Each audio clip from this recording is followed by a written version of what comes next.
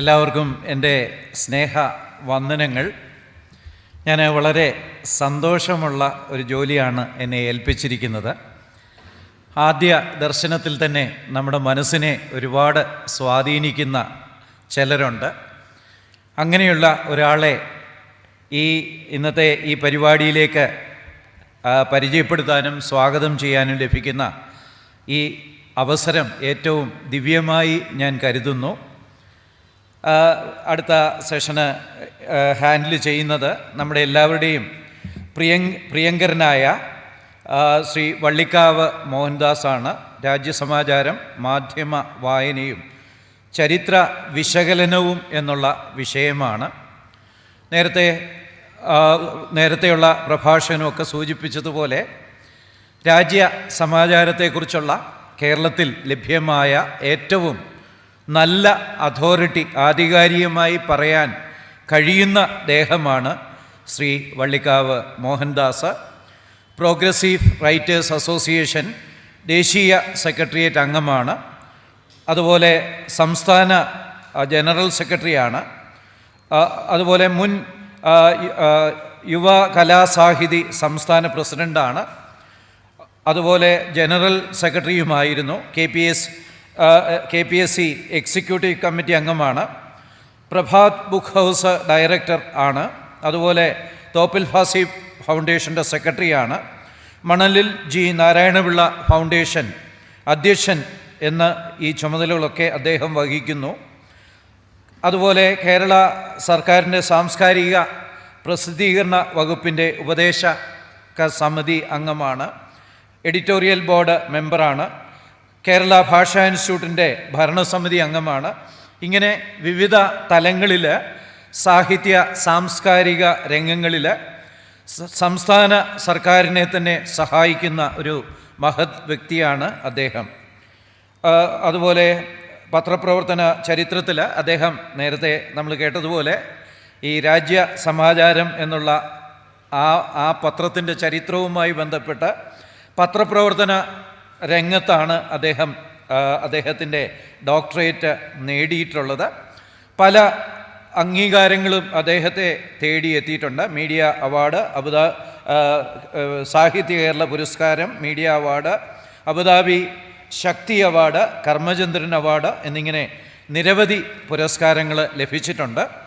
മാത്രമല്ല, ഞാൻ മനസ്സിലാക്കുന്നത് നാട്ടിലെ ചെറിയ ചെറിയ പ്രവർത്തനങ്ങളിൽ പോലും ഒരു നല്ല സിറ്റിസണായിട്ട് വളരെ സഹകരിക്കുകയും നടുനായകത്വം വഹിക്കുകയും ചെയ്യുന്ന ഒരാളാണ്. അവിടുത്തെ ഗ്രന്ഥശാല പ്രസ്ഥാനത്തിനുമൊക്കെ വലിയ നേതൃത്വം കൊടുക്കുന്ന, വലിയ ആവേശം നൽകുന്ന ഒരു മഹത് വ്യക്തിയാണ്. ഒരു നല്ല കുടുംബസ്ഥനുമാണ്. 2 മക്കളും ഭാര്യയും അവർ നല്ല ഒരു സന്തുഷ്ട കുടുംബ ജീവിതം നയിക്കുന്നു എന്നും എനിക്ക് വ്യക്തിപരമായിട്ട് മനസ്സിലാക്കാനായിട്ട് കഴിഞ്ഞിട്ടുണ്ട്. ഞാൻ അദ്ദേഹത്തെ വളരെ സന്തോഷത്തോടെ ഈ പരിപാടിയിലേക്ക് സ്വാഗതം ചെയ്യുന്നു. നമുക്കെല്ലാവർക്കും വളരെ പുതിയ കേൾവി അനുഭവം തീർച്ചയായിട്ടും ലഭിക്കും. നമുക്ക് കാത്തിരിക്കാം. Thank you very much. ഈ സെഷൻ്റെ അധ്യക്ഷനായിരിക്കുന്ന നമുക്ക് ആദരണീയനായ ഷവർലെ ഡോക്ടർ കോശിയം ജോർജ് സാർ, ഇവിടെ തൊട്ടു മുമ്പ് സംസാരിച്ച നമുക്കൊക്കെ ആരാധ്യനായ ജെയിംസ് വർഗീസ് സാറ്, വേദിയിലുള്ള ബാബു സാർ ഉൾപ്പെടെയുള്ള ബഹുമാന്യരെ, എൻ്റെ പ്രിയപ്പെട്ട സുഹൃത്ത് ശ്രീ K. ബാലസുബ്രഹ്മണ്യം, ശ്രീ N. ജയരാജ്, മറ്റ് ബഹുമാന്യരെ, ജെയിംസ് വർഗീസ് സാറ് ഇവിടെ വർത്തമാനം പറഞ്ഞപ്പോൾ അദ്ദേഹം രാജ്യസമാചാരം എന്ന പത്രത്തെക്കുറിച്ച് സൂചിപ്പിച്ചു പോയി. നേരത്തെ തൊട്ട് മുമ്പുണ്ടായ 2 പ്രഭാഷണങ്ങളിലും രാജ്യസമാചാരവും മഹാനായ ഹെർമൻ ഗുണ്ടട്ടും കടന്നു വരികയുണ്ടായി. സ്വാഭാവികമായും ആ പ്രഭാഷണങ്ങളിലൊക്കെ തുടർച്ചയായിട്ടാണ് എൻ്റെ ഈ ചെറിയ വർത്തമാനം ഇവിടെ നടത്തുന്നത്. എൻ്റെ വർത്തമാനത്തിൽ വരുന്ന പോരായ്മകളെല്ലാം എൻ്റേതും എൻ്റെ വർത്തമാനത്തിലെ നന്മകളെല്ലാം നമുക്ക് മുൻപേ പോയ മഹാന്മാരുടെ സംഭാവനകളുമാണ് എന്ന് വിനയത്തോടെ പറഞ്ഞുകൊള്ളട്ടെ. ഈ സന്ദർഭത്തിൽ ഭാരതം കണ്ട ഏറ്റവും മഹാന്മാരായ വ്യക്തികളിൽ ഒരാളെയാണ് നാം ഇന്ന് ഓർക്കുന്നത്, ഡോക്ടർ ഹെർമൻ ഗുണ്ടറ്റ്. ഞാൻ അദ്ദേഹത്തെ കേരളത്തിലേക്ക് മാത്രം ചുരുക്കാൻ ആഗ്രഹിക്കുന്നില്ല. ഭാരതം കണ്ട ഏറ്റവും മഹാന്മാരിൽ ഒരാൾ എന്ന് പറയാൻ ആഗ്രഹിക്കുകയാണ്. എന്തുകൊണ്ടെന്നാൽ ഇന്ത്യൻ പത്രപ്രവർത്തന ചരിത്രം പരിശോധിക്കുമ്പോൾ മലയാള പത്രപ്രവർത്തന ചരിത്രത്തിന് വലിയ സ്ഥാനമുണ്ട്. ആ സ്ഥാനമുണ്ടാക്കിയെടുക്കുവാൻ ആരംഭിക്കുന്നത് ഡോക്ടർ ഹെർമൻ ഗുണ്ടറ്റിൻ്റെ ചിന്തകളിലാണ് എന്നൊരു പ്രധാനപ്പെട്ട കാര്യമുണ്ട്. മറ്റൊന്ന്, ഇവിടെ കുട്ടികളൊക്കെ ഉണ്ട്. നിങ്ങളുടെ ഓർമ്മയിലേക്കൊരു കാര്യം ഞാൻ ഒരു തിരുത്ത് തുടക്കത്തിലേ പറഞ്ഞുകൊള്ളട്ടെ. ഡോക്ടർ ഹെർമൻ ഗുണ്ടറ്റിനെ കുറിച്ച് പറയുമ്പോഴെല്ലാം നമ്മൾ പറയുന്നത് ജർമ്മനിയിൽ നിന്നിവിടെ എത്തിയ ക്രൈസ്തവ മിഷണറി എന്നാണ്. മിഷണറി പ്രവർത്തനങ്ങൾക്ക് വേണ്ടി, ക്രിസ്തുമത പ്രചരണത്തിന് വേണ്ടി ഇന്ത്യയിലെത്തിയ മിഷണറി എന്നാണ് പറയാറുള്ളത്. എന്നാൽ അദ്ദേഹത്തിൻ്റെ ജീവിതത്തിൽ അദ്ദേഹം ഇന്ത്യയിലേക്ക് വരുന്നത് മിഷണറി പ്രവർത്തനത്തിന് വേണ്ടി അല്ല എന്ന കാര്യം ഓർക്കണം. അദ്ദേഹം അധ്യാപകനായിട്ടാണ് ഇവിടേക്ക് വരുന്നത്. അപ്പോൾ അതൊരു ആദ്യത്തെ തിരുത്തതാണ്. നാം ചരിത്രത്തിൽ ഒരുപാട് അബദ്ധങ്ങൾ നിരന്തരമായിട്ട് പറഞ്ഞുകൊണ്ടിരിക്കുന്നു. ഇത് നമുക്ക് തിരുത്തണം. അദ്ദേഹം മിഷണറി പ്രവർത്തനത്തിന് വേണ്ടിയല്ല ഇന്ത്യയിലേക്ക് വന്നത്. അദ്ദേഹം ഇന്ത്യയിലേക്ക് വന്നത് മദ്രാശിയിൽ മിഷണറി പ്രവർത്തനങ്ങൾ നടത്തുന്ന ഒരു കുടുംബത്തിലെ കുട്ടികളെ പഠിപ്പിക്കാൻ വേണ്ടി അദ്ദേഹം വന്നതാണ്. He was A teacher. അപ്പോൾ നമ്മൾ ആ തരത്തിൽ ഒരു അധ്യാപകൻ എന്ന തരത്തിൽ അദ്ദേഹത്തെ ആദ്യം നമുക്ക് കാണണം. ആ കാഴ്ച നമുക്ക് പിന്നീടുള്ള ചർച്ചയിലെല്ലാം പ്രയോജനപ്പെടും. കാരണം അദ്ദേഹം അധ്യാപകനായിരുന്നു. അടിമുതൽ മുടി വരെ അധ്യാപകനായിരുന്നു. ഒരു അധ്യാപകൻ ആരായിരിക്കണം എന്ന് ചോദിച്ചാൽ അതിന് ഏറ്റവും നല്ല എക്സാമ്പിൾ ഡോക്ടർ ഹെർമൻ ഗുണ്ടറ്റാണ്. കാരണം അദ്ദേഹത്തിൻ്റെ ജീവിതകാലം മുഴുവൻ അദ്ദേഹം പഠിക്കുകയായിരുന്നു, പിന്നെ പഠിപ്പിക്കുകയായിരുന്നു. അധ്യാപകൻ്റെ ഒന്നാമത്തെ ക്വാളിറ്റി എന്ന് പറയുന്നത് പഠിക്കുക എന്നതാണ്. നാം സാധാരണ പറയുന്നത് അധ്യാപകൻ പഠിപ്പിച്ചുകൊണ്ടിരിക്കുന്നു. അല്ല, അധ്യാപകൻ പഠിച്ചുകൊണ്ടേയിരിക്കുന്നു. പഠിക്കുന്ന കാര്യങ്ങൾ അദ്ദേഹം മറ്റുള്ളവർക്ക് പഠിപ്പിച്ചു കൊടുക്കുകയും ചെയ്യുന്നു. അപ്പോഴാണ് അധ്യാപനം പൂർത്തിയാവുന്നത്. അപ്പോൾ ആ തരത്തിൽ അധ്യാപകനാവുക എന്നതൊരു വലിയ കാര്യമാണ്. അപ്പം ജെയിംസ് വർഗീസ് സാറിൻ്റെ സംസാരം ചെറിയ വർത്തമാനം പോലും ഒരു ക്ലാസ്സാണ് എപ്പോഴും. അത് സാർ അധ്യാപകനായിരുന്നത് കൊണ്ടാണ്.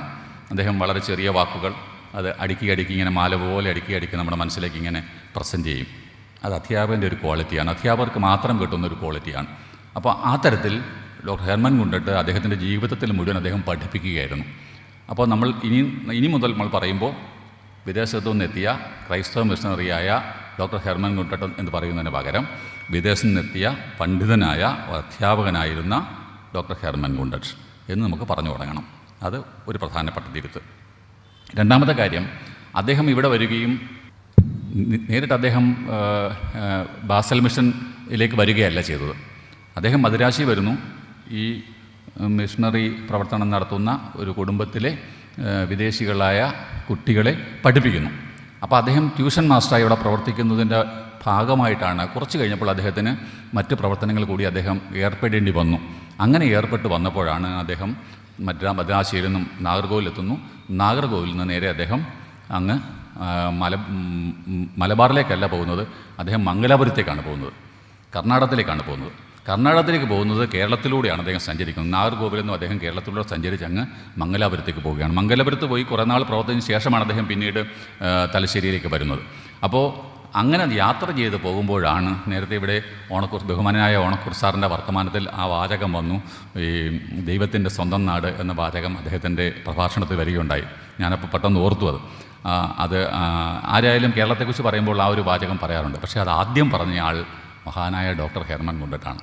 അദ്ദേഹം ഇതുവഴി ഇങ്ങനെ നാഗർകോവിലെത്തിയിട്ട് അദ്ദേഹം ഇതുവഴി യാത്ര ചെയ്ത് പോവുകയാണ്, മംഗലാപുരത്തേക്ക് പോവുകയാണ്.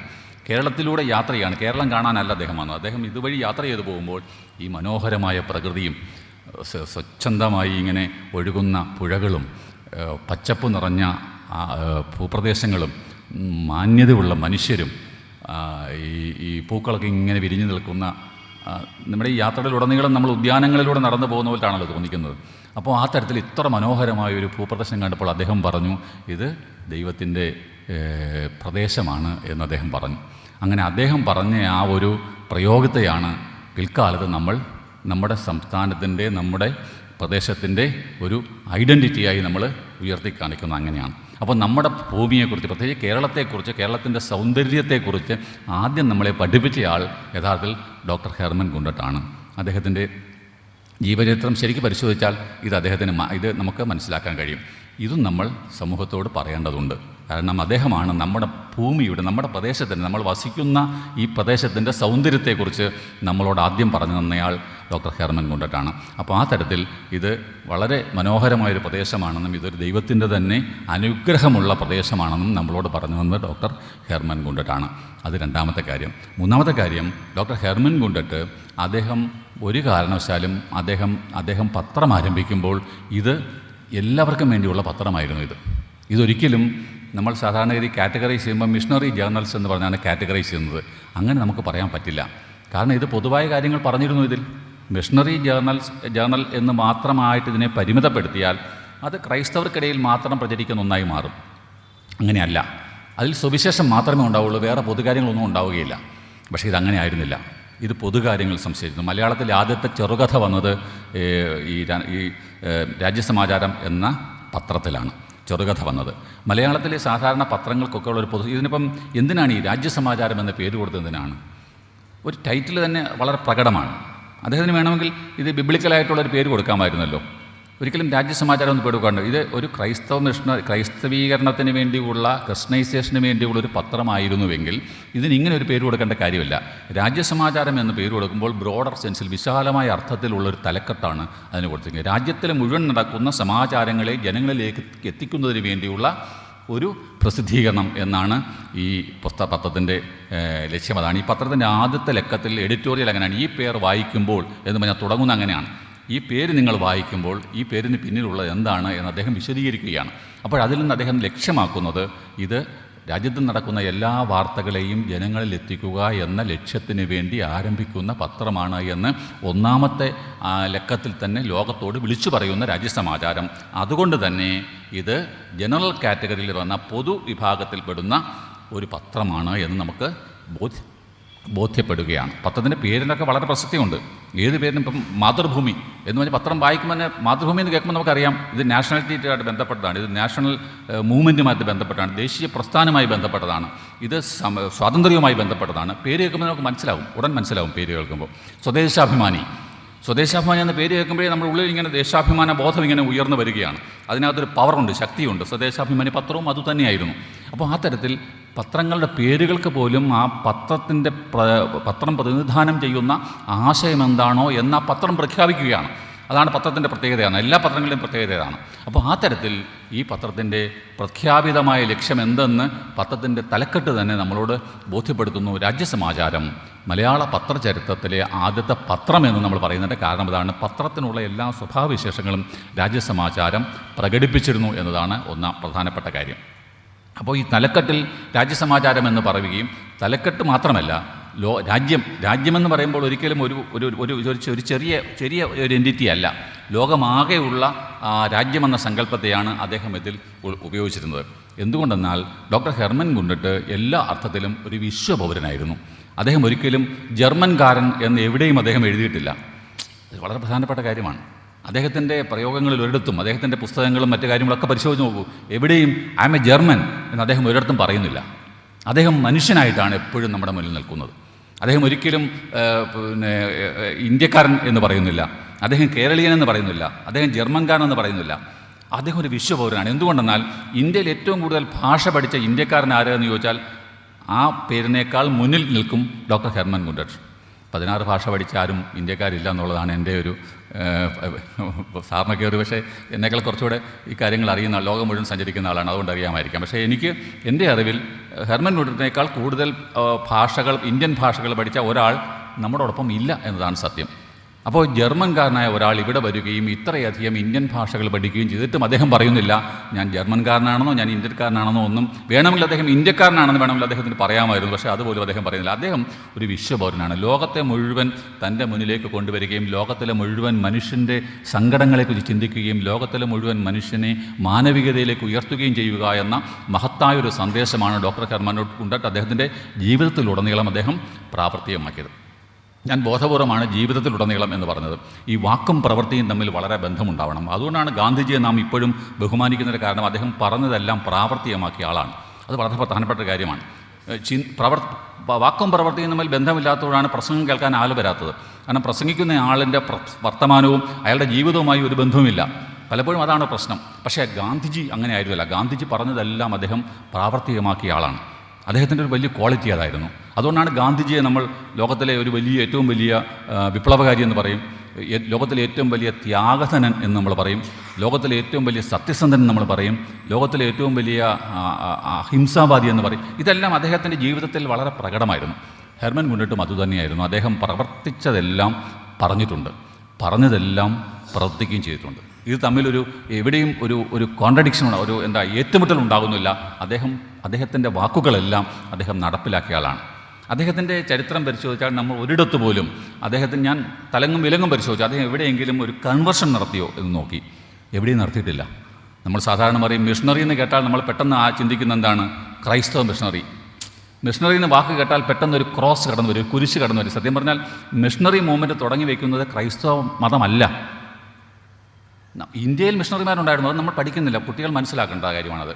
യഥാർത്ഥത്തിൽ ഇന്ത്യയിൽ മിഷണറി മൂവ്മെൻറ്റ് തുടങ്ങുന്നത് ഹിന്ദുമതവും ബുദ്ധമതവുമാണ്. ബുദ്ധമതമാണ് അത് ഏറ്റവും സഫലമായി നടത്തിയത്. മിഷണറീസ്മാർ ഏറ്റവും ലോകമാകെ വ്യാപിച്ച മിഷണറിമാരുടെ മൂവ്മെൻറ്റ് തുടങ്ങി വയ്ക്കുന്നത് സത്യത്തിൽ ഗംഭീരമായി നടത്തിയത് ബുദ്ധമതമാണ്. ബുദ്ധമതത്തിന് വേണ്ടി അതിനുവേണ്ടി വലിയ മിഷൻ, വലിയ സംവിധാനങ്ങൾ തന്നെ ഉണ്ടായിരുന്നു ബുദ്ധമതത്തിന് വേണ്ടി. അപ്പം സിലോണിൽ പോയത് മിഷണറിമാരാണ്.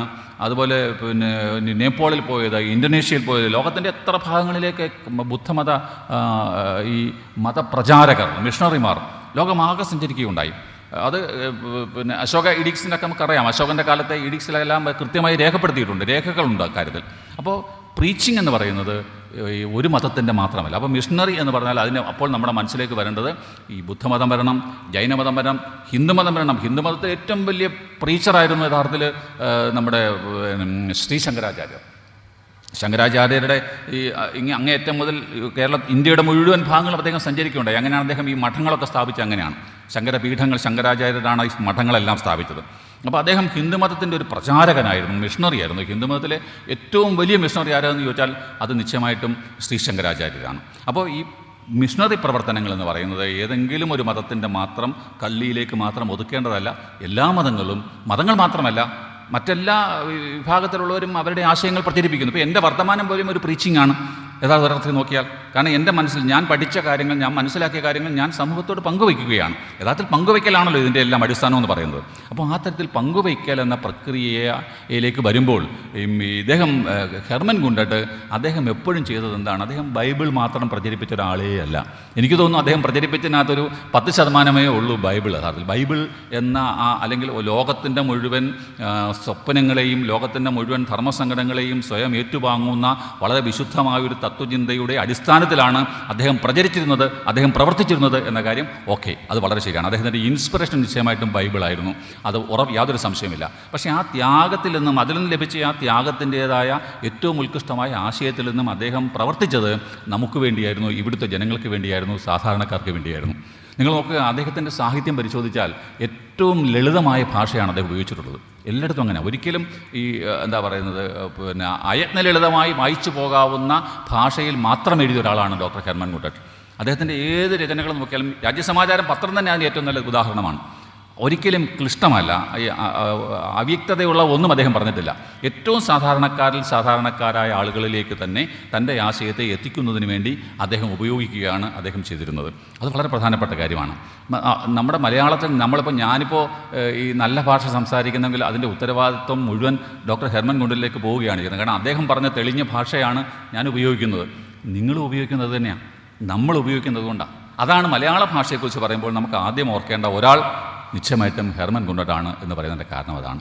അദ്ദേഹം നല്ല തെളിഞ്ഞ മലയാള ഭാഷ നമുക്ക് നൽകിയ ഏറ്റവും മഹാനായ വ്യക്തിയാണ് അദ്ദേഹം. നമുക്കതിനു മുമ്പ് ഗദ്യഭാഷ ഉണ്ടായിരുന്നില്ല. നമുക്ക് പദ്യത്തിലായിരുന്നു നമ്മൾ പറഞ്ഞിരുന്നത്. മാത്രമല്ല, നമ്മുടെ സാധാരണ കോമൺ പീപ്പിൾ, ഈ പൊതുജനങ്ങൾക്ക്, പൊതുസമൂഹത്തിന് സ്വന്തമായൊരു ഭാഷ ഉണ്ടായിരുന്നില്ല. അവരവരുടേതായ ഓരോ ജാതിയിലും, ചെറിയ ജാതിയിൽപ്പെട്ടവർ, താഴ്ന്ന ജാതിയിൽപ്പെട്ടവർക്ക് അവരുടെ ഭാഷ അങ്ങനെ മാത്രമായിരുന്നു. ഇപ്പോൾ കൊട്ടാരത്തിലെ രാജ്ഞി കഞ്ഞി കുടിച്ചാൽ അത് പാൽക്കഞ്ഞിയാണ്. അതേസമയം പുലയ സമുദായത്തിൽപ്പെട്ട ഒരാൾ കുടിക്കുകയാണെങ്കിൽ അത് കരിക്കാടിയാണ്. അതിൻ്റെ നിറം പോലും മാറിപ്പോകുന്നു.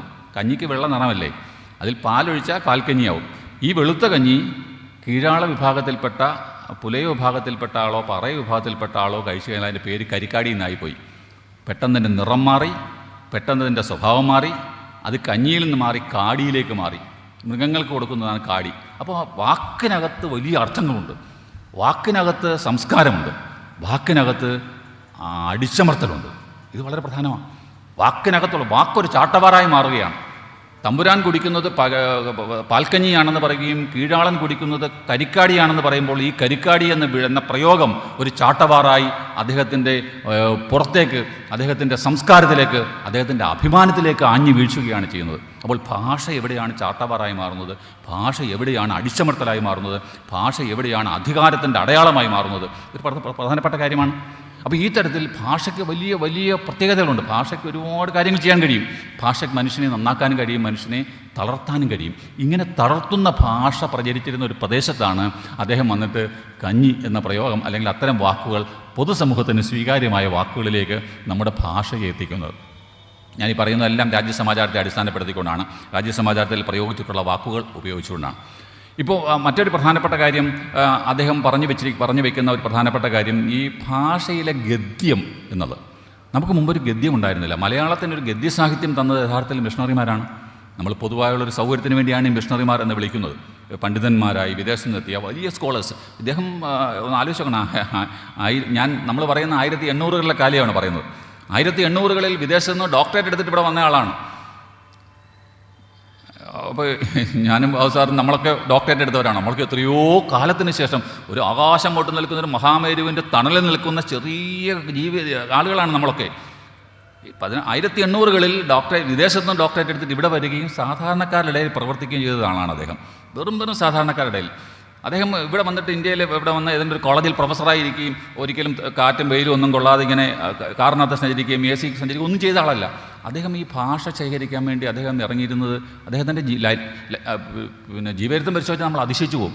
അദ്ദേഹം ഈ വാക്കുകളൊക്കെ എങ്ങനെയാണ് തേടിപ്പിടിച്ചത്? വളരെ പ്രധാനപ്പെട്ട ഒരു കാര്യമാണ്. നമ്മളിപ്പം ഇവിടെ ഇരിക്കുന്ന കുട്ടികളും ഞാനും ഉൾപ്പെടെയുള്ള നമ്മളൊക്കെ എങ്ങനെ മനസ്സിലാക്കുന്നത്? നമ്മൾ നാട്ടിൽ ആളുകളുമായിട്ട് ഇടപെടുമ്പോൾ കുറച്ച് കാര്യങ്ങൾ കിട്ടും. കൂടുതൽ നമ്മൾ വായിച്ചാണ് പഠിക്കുന്നത്. കാരണം നമുക്കൊരു വലിയ വൊക്കാബുലറി ഉണ്ട്, ഭാഷയുടെ വൊക്കാബുലറി നമുക്കുണ്ട്. പക്ഷേ അദ്ദേഹത്തിൻ്റെ സമയത്ത് അതില്ല. അപ്പോൾ അതുകൊണ്ട് അന്ന് പല തട്ടുകളിലാണ് മനുഷ്യൻ നിൽക്കുന്നത്. ബ്രാഹ്മണൻ സംസാരിക്കുന്ന ഒരു ഭാഷ, തൊട്ട് താഴെ നിൽക്കുന്ന ക്ഷത്രിയൻ സംസാരിക്കുന്ന മറ്റൊരു ഭാഷ, അതിന് താഴെ നിൽക്കുന്ന നായർ സംസാരിക്കുന്ന വേറൊരു ഭാഷ, അതിന് താഴെ നിൽക്കുന്ന ഈ നായർ വിഭാഗത്തിൽ തന്നെ ഉള്ള വ്യത്യസ്ത ആളുകൾ സംസാരിക്കുന്ന വ്യത്യസ്ത ഭാഷ, അത് കഴിഞ്ഞാൽ താഴേക്ക് വരുമ്പോൾ ഈഴവ വിഭാഗത്തിൽപ്പെട്ടവർ സംസാരിക്കുന്ന വേറൊരു ഭാഷ, അത് കഴിഞ്ഞാൽ പിന്നെ താഴേക്ക് വരുമ്പോൾ ഓരോ വിഭാഗത്തിലുള്ളവർക്കും പ്രത്യേകം ഭാഷകളും പ്രത്യേകം പ്രയോഗങ്ങളും ഉണ്ടായിരുന്ന ഒരു കേരളത്തിലാണ് ഡോക്ടർ ഹെർമൻ ഗുട്ടഡ് എന്ന് പറയുന്ന ഈ വലിയ മനുഷ്യൻ വന്ന് ഈ ഭാഷകളിൽ നിന്നെല്ലാം ആവശ്യമുള്ള വാക്കുകളെ മുഴുവൻ ശേഖരിച്ച് ഒരു ഡിക്ഷണറി ഉണ്ടാക്കുന്നത്. ഇപ്പോൾ എനിക്ക് നിങ്ങൾക്കും ഡിക്ഷണറി ഉണ്ടാക്കാൻ ഒരു പ്രയാസമില്ല. കാരണം 10 ഡിക്ഷണറികൾ ആണുങ്ങളുണ്ടാക്കിയ 10 ഡിക്ഷണറി എടുത്ത് വെച്ചിട്ട് അതിൽ നിന്ന് കുറേ വാക്കുകൾ എടുത്ത് 5-6 പുതിയ വാക്കുകൂടെ ചേർത്താൽ ഡിക്ഷണറിയായി. പക്ഷേ അദ്ദേഹം ചെയ്തതല്ല, ഒന്ന് ശൂന്യതയിൽ നിന്നാണ് ഡിക്ഷണറി ഉണ്ടാക്കുന്നത്. ഡിക്ഷണറി എന്ന സങ്കല്പം പോലും ഇന്ത്യയിൽ ഉണ്ടായിരുന്നില്ല. ഭാരതത്തിൽ നിഘണ്ടു എന്ന സങ്കല്പം ഭാരതത്തിൽ ഉണ്ടായിരുന്നില്ല. ഈ നമ്മൾ വായിക്കുന്ന സംസാരിക്കുന്ന വാക്കുകളൊക്കെ തന്നെ, സാഹിത്യത്തിൽ ഉപയോഗിക്കുന്ന വാക്കുകളൊക്കെ തന്നെ ശേഖരിച്ച് വയ്ക്കുന്ന പദകോശം എന്ന് പറയുന്നൊരു സങ്കല്പം നമുക്കുണ്ടായിരുന്നില്ല. അതിനൊരു ഡിക്ഷണറി ഉണ്ടായിരുന്നല്ലോ അതിനു മുമ്പ്. അപ്പോൾ അദ്ദേഹം മലയാളത്തിലെ ഭാഷ ശേഖരിക്കാൻ വേണ്ടി അദ്ദേഹം പോയിരുന്നത്, അദ്ദേഹം ഈ സാധാരണക്കാരൻ്റെ ഭാഷ സംസാരിക്കുമ്പോൾ സാധാരണക്കാരൻ്റെ അടുത്ത് പോകണമല്ലോ, അല്ലാതെ പറ്റില്ലല്ലോ. തീണ്ടലും തൊലിയിലും വളരെ കാലമാണ്, അങ്ങനെ മനസ്സിലാക്കാനും പ്രയാസമാണ്. അപ്പോൾ അദ്ദേഹം എന്താണ് ചെയ്തത്? അദ്ദേഹം ചന്ത, ഈ സാധാരണക്കാർ വിൽക്കുന്ന ചന്തകളിൽ പോവുക, ഈ ദളിത് വിഭാഗത്തിൽപ്പെട്ട ആളുകൾ താമസിക്കുന്ന അവരുടെ കോളനികളിൽ പോവുക, ഇങ്ങനെ എല്ലാ സ്ഥലങ്ങളിലും ഇദ്ദേഹം കയറി ഇറങ്ങി നടന്ന് അവിടെ നിന്ന് അവർ വർത്തമാനം പറയുന്നില്ല. എപ്പോഴും പോക്കറ്റിൽ ഒരു ചിറ്റ് ബുക്ക് ഉണ്ടാകുമായിരുന്നു. ഇന്നത്തെ പ്പോൾ നമുക്ക് മൊബൈൽ എല്ലാം അതിനകത്ത് സേവ് ചെയ്യാൻ പറ്റുന്നില്ലല്ലോ, റെക്കോർഡ് ചെയ്യാൻ പറ്റുന്നില്ലല്ലോ. ഈ ചിറ്റ് ബുക്കിനകത്ത് അദ്ദേഹം കുറിക്കും. അദ്ദേഹം അനുഭവിച്ചുള്ള ധർമ്മസങ്കടം ആലോചിച്ച് നോക്കണം. ഇപ്പം ഞാൻ ഉദാഹരണം പറയാം. നമ്മുടെ കേരളത്തിൻ്റെ തെക്കേ അറ്റത്ത് ഈ മരിശീനിക്ക് പറയുന്നൊരു പേരുണ്ട്. അതേ പേര് നമുക്ക് കോഴിക്കോട് പോയി പറയാൻ പറ്റത്തില്ല. കോഴിക്കോട് പറയുന്ന വാക്ക് ഇവിടെ വന്ന് പറയാൻ പറ്റത്തില്ല. ഒരേ സാധനം, നമ്മൾ കഴിക്കുന്നൊരു ഭക്ഷ്യവസ്തു, അത് കേരളത്തിൻ്റെ വിവിധ സ്ഥലങ്ങളിൽ വിവിധ പേരുകൾ അറിയപ്പെടുകയും ചിലയിടങ്ങളിൽ അത് ഒരു മോശപ്പെട്ട വാക്കായി മനസ്സിലാക്കുകയും ചെയ്തിരിക്കുന്നു, അങ്ങനെ തിരിച്ചറിയുകയും ചെയ്തിരിക്കുന്നു. അപ്പോൾ അത് അങ്ങനെയുള്ളൊരു കാലം ഇപ്പോഴും ഉണ്ട്. പക്ഷേ അന്നത്തെ കാലത്തോ ഇതിനകത്ത് ഏതാണ് സഭ്യം, ഏതാണ് സഭ്യേതരം, ഏതാണ് അശ്ലീലം, ഇതൊന്നും അദ്ദേഹത്തിന് അറിയില്ലല്ലോ. അദ്ദേഹം ഒരാൾ കേൾക്കുന്ന വാക്ക് കേൾക്കുന്നു, അതപ്പോഴെ കുറിച്ചെടുക്കുന്നു. ഇവരോട് ചോദിക്കാൻ പറ്റുമോ? അയാൾ മറ്റൊരാളെ തെറി പറഞ്ഞതായിരിക്കും ഒരു പക്ഷേ ഇത് എൻ്റെ അർത്ഥം എന്താ എന്ന് ചോദിക്കാൻ പറ്റുമോ? ചോദിച്ചാൽ അടി കിട്ടുമോ? അപ്പം വീണ്ടും നിങ്ങളൊന്ന് ആലോചിച്ച് നോക്കുക. ഈ നമ്മളാണ് ഇതിന് ഇറങ്ങിത്തിരിക്കുന്നതെങ്കിൽ നമ്മൾ അനുഭവിക്കുന്ന ധർമ്മസങ്കടങ്ങൾ ആലോചിച്ച് നോക്കുക. ഒരാളോട് ഒരു കാര്യം ചോദിച്ച് മനസ്സിലാക്കണമെങ്കിൽ അയാൾക്ക് ആ പ്രയോഗം നടത്തിയത് എപ്പോഴാണ്, ഏത് സന്ദർഭത്തിലാണ്, ആ സന്ദർഭം കൊണ്ട് എങ്ങനെയാണ് അത് ഉപയോഗിക്കുന്നത് എന്നൊക്കെ വളരെ പ്രധാനപ്പെട്ട കാര്യമാണ്. ഇപ്പം നമ്മൾ ഉപയോഗിക്കുന്ന കാര്യമുണ്ട്, അച്ഛൻ എന്നതിന് നമ്മൾ ചില സ്ഥലങ്ങളിൽ തന്ത എന്ന വാക്ക് പറയാറുണ്ട്, അല്ലേ? തന്ത എന്ന വാക്ക് അച്ഛൻ്റെ പര്യായമായി പറയാറുണ്ട്. പക്ഷേ ചില ദേഷ്യത്തിൽ പറയുമ്പോഴോ ഇത് വേറെ അർത്ഥത്തിലാണ് പറയുന്നത്. അപ്പോൾ നമ്മുടെ ഓരോ സമയത്തെയും മൂടനുസരിച്ചിട്ട് വാക്കുകൾക്ക് അർത്ഥം മാറും, മൂടിനനുസരിച്ച് വാക്കുകൾക്ക് അർത്ഥം മാറും. അപ്പോൾ ഇത്തരം വലിയ ധർമ്മസങ്കടങ്ങൾ അദ്ദേഹം അനുഭവിച്ചിട്ടുണ്ട്. ഓരോ വാക്കും തേടിയെടുക്കുക, വാക്കിൻ്റെ അർത്ഥം മനസ്സിലാക്കുക, അത് ഡിക്ഷണറിയിൽ ഉൾപ്പെടുത്തുക എന്ന തരത്തിൽ അദ്ദേഹം 20 വർഷക്കാലത്തെ നിരന്തരമായ അധ്വാനമാണ് അദ്ദേഹം ഈ ഭാഷ ശേഖരിക്കാൻ വേണ്ടി നടത്തിയിട്ടുള്ളത്. നമുക്ക് വേണ്ടിയാണെന്ന് ആലോചിക്കണം. അദ്ദേഹം കേരളീയനല്ല, ഇന്ത്യക്കാരനല്ല, ഏഷ്യക്കാരനല്ല.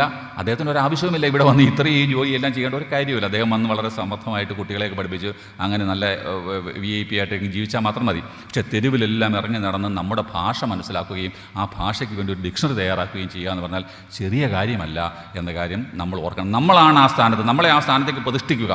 എന്നിട്ട് നമ്മൾ പുതിയ ഡിക്ഷണറി ഉണ്ടാക്കാൻ വേണ്ടി ഇറങ്ങിത്തിരിക്കുന്നു, പുതിയ വാക്കുകൾ ശേഖരിക്കാൻ വേണ്ടി ഇറങ്ങിത്തിരിക്കുന്നു. നമ്മൾ എന്തെല്ലാം പ്രതിബന്ധങ്ങൾ അനുഭവിക്കേണ്ടി വരും. ഇന്നത്തെ സാഹചര്യമല്ല എന്ന് ആലോചിക്കണം, അന്നത്തെ സാഹചര്യം.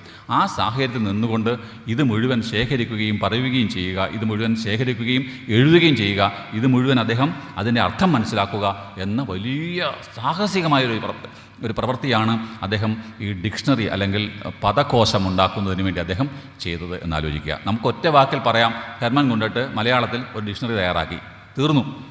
പക്ഷേ അത് എത്രയോ വർഷങ്ങളുടേതായ മഹാത്യാഗത്തിൻ്റേതായ ഒരു പരിസമാപ്തിയിലാണ് ഡിക്ഷണറി എന്നൊരു സാധനം നമ്മുടെ മുന്നിലേക്ക് വരുന്നത് എന്ന് മനസ്സിലാക്കണം. അപ്പോൾ ആ തരത്തിൽ അദ്ദേഹം ചെയ്ത വലിയ സേവനങ്ങളിൽ ഒന്നാണത്.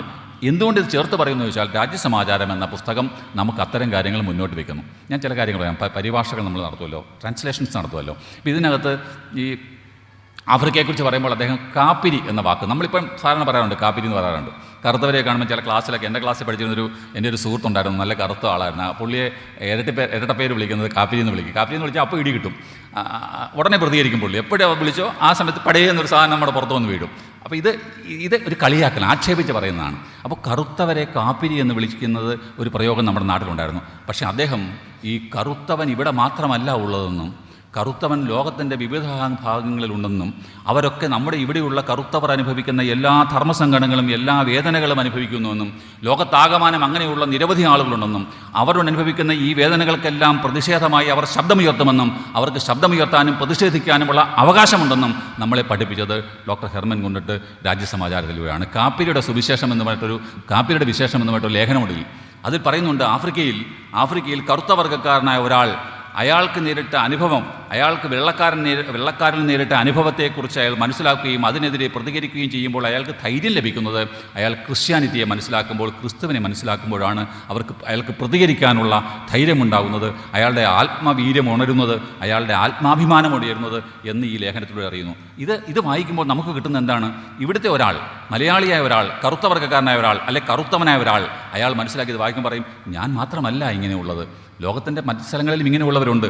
അവരൊക്കെ ഇങ്ങനെ ആവുക മാത്രമല്ല, അവരെന്നും അടികൊണ്ടും ചവിട്ടുകൊണ്ടും ഇങ്ങനെ കിടക്കുകയല്ല, അവർ പ്രതിഷേധിക്കാൻ തയ്യാറാകുന്നു. പ്രതിഷേധിക്കുക മാത്രമല്ല, അവർ മനുഷ്യത്വത്തിലേക്ക് ഉയരുന്നു, അവർ മറ്റുള്ളവരുടെ തുല്യനായി നിൽക്കാനുള്ള തുല്യതയിലേക്ക് അവൻ വളരുന്നു എന്ന കാര്യം, സ്വാതന്ത്ര്യത്തിൻ്റേതായ ഏറ്റവും ശോഭനമായ ഒരു സ്വപ്നത്തെയാണ് അദ്ദേഹം ഈ ലേഖനത്തിലൂടെ ഇവിടുത്തെ കറുത്ത വർഗ്ഗക്കാരൻ്റെ മനസ്സിലേക്ക് ഇട്ടുകൊടുക്കുന്നത് എന്നതാണ് പ്രധാനപ്പെട്ട കാര്യം. അത് വളരെ പ്രധാനപ്പെട്ട കാര്യമാണ്. ഈ സെൽഫ് കോൺഫിഡൻസ് ഉണ്ടാക്കിയെടുക്കുക എന്ന് പറഞ്ഞാൽ, നമ്മളിപ്പം കാശ് കൊടുത്ത് കോൺഫിഡൻസ് പിള്ളേർക്ക് ഉണ്ടാക്കാൻ വേണ്ടി ക്ലാസ്സുകളിൽ പോവുക ചെയ്യുന്നത്. ഓൺലൈനിൽ ക്ലാസ് കൊടുക്കുക, ഇതൊന്നും വേണ്ട, വീട്ടിൽ തന്നെ മതി. വീട്ടിൽ തന്നെ പിള്ളേർക്ക് അഭിമാനം ബോധത്തോടെ പിള്ളേരെ വളർത്തിയാൽ മാത്രം മതി. നമുക്ക് അഭിമാനം ഉണ്ടെങ്കിൽ കുട്ടികൾക്കും അഭിമാനം ഉണ്ടാകും. അതാണ് പ്രധാന കാര്യം. രക്ഷകർത്താക്കൾക്കുള്ള അഭിമാനമാണ് യഥാർത്ഥത്തിൽ കുട്ടികളിലേക്ക് പകരുന്നത് എന്നതൊരു പ്രധാനപ്പെട്ട കാര്യമാണ്. അപ്പോൾ എന്നോട് പലപ്പോഴും എൻ്റെ മുത്തശ്ശിയൊക്കെ പറഞ്ഞിട്ടുണ്ട്, വീട് പഴയ തറവാടായതുകൊണ്ട് കയറുമ്പോൾ എനിക്ക് എപ്പോഴും തലക്കിടി കിട്ടും. വാതിൽ താന്ന വാതിലാണ്. അപ്പോൾ മുത്തശ്ശിയെ കാണാൻ പോകുമ്പോൾ എനിക്ക് എല്ലാ ദിവസവും തലക്കൊരു ഇടി കിട്ടും. അപ്പോൾ ഇടി കിട്ടിയിട്ട് അകത്ത് പോയിട്ട് ഞാൻ തിരിച്ചു വന്നിട്ട് പറയും, ഈ വാതിൽ അങ്ങനെ പറയും. അപ്പോൾ എൻ്റെ അപ്പൂപ്പൻ പറയും, മുത്തശ്ശൻ പറയും, നിനക്ക് നിൻ്റെ അച്ഛൻ്റെ തലയെടുപ്പുണ്ട്, അതുകൊണ്ട് നിനക്ക് എപ്പോഴായാലും ഇടി കിട്ടിക്കോട്ടെ, പക്ഷേ നീ ഒരിക്കലും തല കുലിക്കേണ്ടതില്ല എന്ന് പറയും. അതൊരു പ്രധാനപ്പെട്ട മെസ്സേജാണ്. വളരെ ആലോചനയൊന്നുമില്ലാതെ അത് പറഞ്ഞൊരു വാക്ക് യഥാർത്ഥത്തിൽ നമുക്ക് മനസ്സിൽ വരുന്നു. ഈ തലയെടുപ്പ് എന്ന് പറയുന്നത് ഒരിക്കലും അതിന് മീനിങ് ആയിട്ട് അഹങ്കാരമൊന്നും കൂട്ടരുത്, ആത്മാഭിമാനമാണ്. നമ്മുടെ അഭിമാനമാണ് പ്രധാന കാര്യം. ഒരാളുടെ മുന്നിൽ പോയി നമ്മൾ ഒരു കാര്യത്തിലും തലകുനിക്കാൻ പാടില്ല, ഒരിക്കലും തലകുനിക്കേണ്ട ആവശ്യവുമില്ല. എന്തുകൊണ്ടെന്ന് ചോദിച്ചാൽ നിങ്ങൾക്ക് നിങ്ങളുടേതായ ഒരു ഐഡൻറ്റിറ്റി ഉണ്ട്, നിങ്ങൾക്ക് നിങ്ങളുടേതായ നിങ്ങളുടെ ഒരു സ്പേസ് ഉണ്ട് എവിടെയും. അത് എത്ര പണ്ഡിതനായിക്കോട്ടെ, ഏറ്റവും താഴെയുള്ള ആളായിക്കോട്ടെ. പക്ഷേ അതൊരു പ്രധാനപ്പെട്ട കാര്യമാണ്. അപ്പോൾ സെൽഫ് കോൺഫിഡൻസ് ഉണ്ടാകുക എന്ന് പറയുന്നത് വളരെ പ്രധാനപ്പെട്ട ഒരു കാര്യമാണ്. ഇവിടെ ഡോക്ടർ ഹെർമൻ ഗുണ്ടർ പറയുന്ന ഈ വലിയ പത്രാധിപർ നമുക്ക് നൽകിയത് ഇവിടുത്തെ നമുക്ക് ഉണ്ടായിരുന്ന നമ്മുടെ മനസ്സിലിങ്ങനെ നൂറ്റാണ്ടുകളായി നിലനിന്നിരുന്ന ഒരു കീഴാള മനസ്ഥിതിയും ഒരു അടിമ മനസ്ഥിതിയും മാറ്റിയെടുക്കുകയും നമ്മൾ സ്വാതന്ത്ര്യമുള്ളവരാണെന്നും നമുക്ക് സ്വാതന്ത്ര്യം പിടിച്ചു വാങ്ങാനുള്ള കെൽപ്പുള്ളവരാണെന്നും നമ്മളെ ബോധ്യപ്പെടുത്തുകയും നമുക്കൊരു ആത്മാഭിമാനം ഉണ്ടാക്കി തരികയും ചെയ്തു ഈ ഒരു ലേഖനത്തിലൂടെ എന്ന കാര്യം ഓർക്കേണ്ടതുണ്ട്. ഞാൻ വീണ്ടും വരാം. അദ്ദേഹം പറഞ്ഞിരിക്കുന്ന ലോകത്തിൻ്റെ വിവിധ ഭാഗങ്ങളിൽ നടക്കുന്ന സംഭവങ്ങളെക്കുറിച്ച് നമ്മളോട് പറയുന്നുണ്ട്. ഈ ലോകത്തിൻ്റെ വിവിധ ഭാഗങ്ങളെക്കുറിച്ച് പറയുമ്പോൾ നമ്മൾ അതിനു മുമ്പ് ധരിച്ചിരുന്ന എന്താണ്? നമ്മുടെ പ്രദേശം മാത്രമേ ഉള്ളൂ, ഒരു സ്ഥലം മാത്രമേ ഉള്ളൂ, ഇതിനപ്പുറത്തൊരു സ്ഥലമുണ്ടെന്ന് നമ്മൾ അറിയുന്നില്ല. ഇന്നിപ്പോൾ നമുക്ക് ട്രെയിനുണ്ട്, ഫ്ലൈറ്റുണ്ട്, വിമാന സൗകര്യങ്ങളൊക്കെ ഉണ്ട്, നമുക്ക് ലോകത്ത് എല്ലായിടത്തും സഞ്ചരിക്കാം. അന്നത്തെ കാലത്ത് ഈ റോഡ് പോലും ഇല്ലെന്ന് മനസ്സിലാക്കണം. ഇദ്ദേഹം കേരളത്തിൽ പ്രവർത്തിക്കുന്ന സമയത്ത് റോഡുകളില്ല. ഇന്ന് നമ്മൾ കാണുന്ന നാഷണൽ ഹൈവേ ഇല്ല, റോഡുകളുമില്ല. ഉള്ളതെന്താണ്? മഴക്കാലത്ത് വെള്ളം കെട്ടിക്കിടക്കുകയും വേനൽക്കാലത്ത് ഉണങ്ങിക്കിടക്കുകയും ചെയ്യുന്ന നാട്ടിടവഴികൾ മാത്രമാണുള്ളത്. പിന്നെ ഉള്ളതെന്ന് പറയുന്നത് ഈ ജലപാതയാണുള്ളത്. അപ്പോൾ ജലപാതയിലൂടെ നമ്മൾ സഞ്ചരിക്കുകയാണ് അന്ന് ചെയ്തിരുന്നത്. വേറൊരു കാര്യം നിങ്ങൾ മനസ്സിലാക്കണം, കുട്ടികളൊക്കെ ഉള്ള മുതിർന്നവർക്കെല്ലാവരും അറിയാം, കുട്ടികളുള്ളതുകൊണ്ട് ഞാൻ പറയുകയാണ്. ഈ ട്രിവാൻഡ്രത്ത് നിന്ന് തിരുവനന്തപുരത്ത് നിന്ന് അങ്ങ് TS കനാൽ നിങ്ങൾ കേട്ടിട്ടുണ്ടല്ലോ, ഷൊർണൂർ വരെയുള്ളൊരു കനാലുണ്ട് ഇവിടെ. തിരുവനന്തപുരത്ത് നിന്ന് വള്ളത്തിൽ കയറിയാൽ, ബോട്ടിൽ കയറിയാൽ, അന്ന് വള്ളത്തിൽ കയറിയാൽ അങ്ങ് ഷൊർണൂർ വരെ നമുക്ക് യാത്ര ചെയ്യാം, സഞ്ചരിക്കാം. അങ്ങനെ TS കനാൽ ഉണ്ടാക്കിയിട്ടുണ്ട്. ഇത് കുറേ കായലുകളാണ്. ഈ കായലുകൾ തമ്മിൽ ഇടയ്ക്ക് തോടുകൾ മൂലം ബന്ധിപ്പിച്ചിരിക്കുകയാണ്. ആർട്ടിഫിഷ്യലായിട്ടുള്ള തോടുകളാണ് ഉണ്ടാക്കിയിരിക്കുന്നത്. കൃത്രിമമായി ഉണ്ടാക്കിയ തോടുകളിലൂടെയാണ് ഇത് ബന്ധിപ്പിച്ചിരിക്കുന്നത്.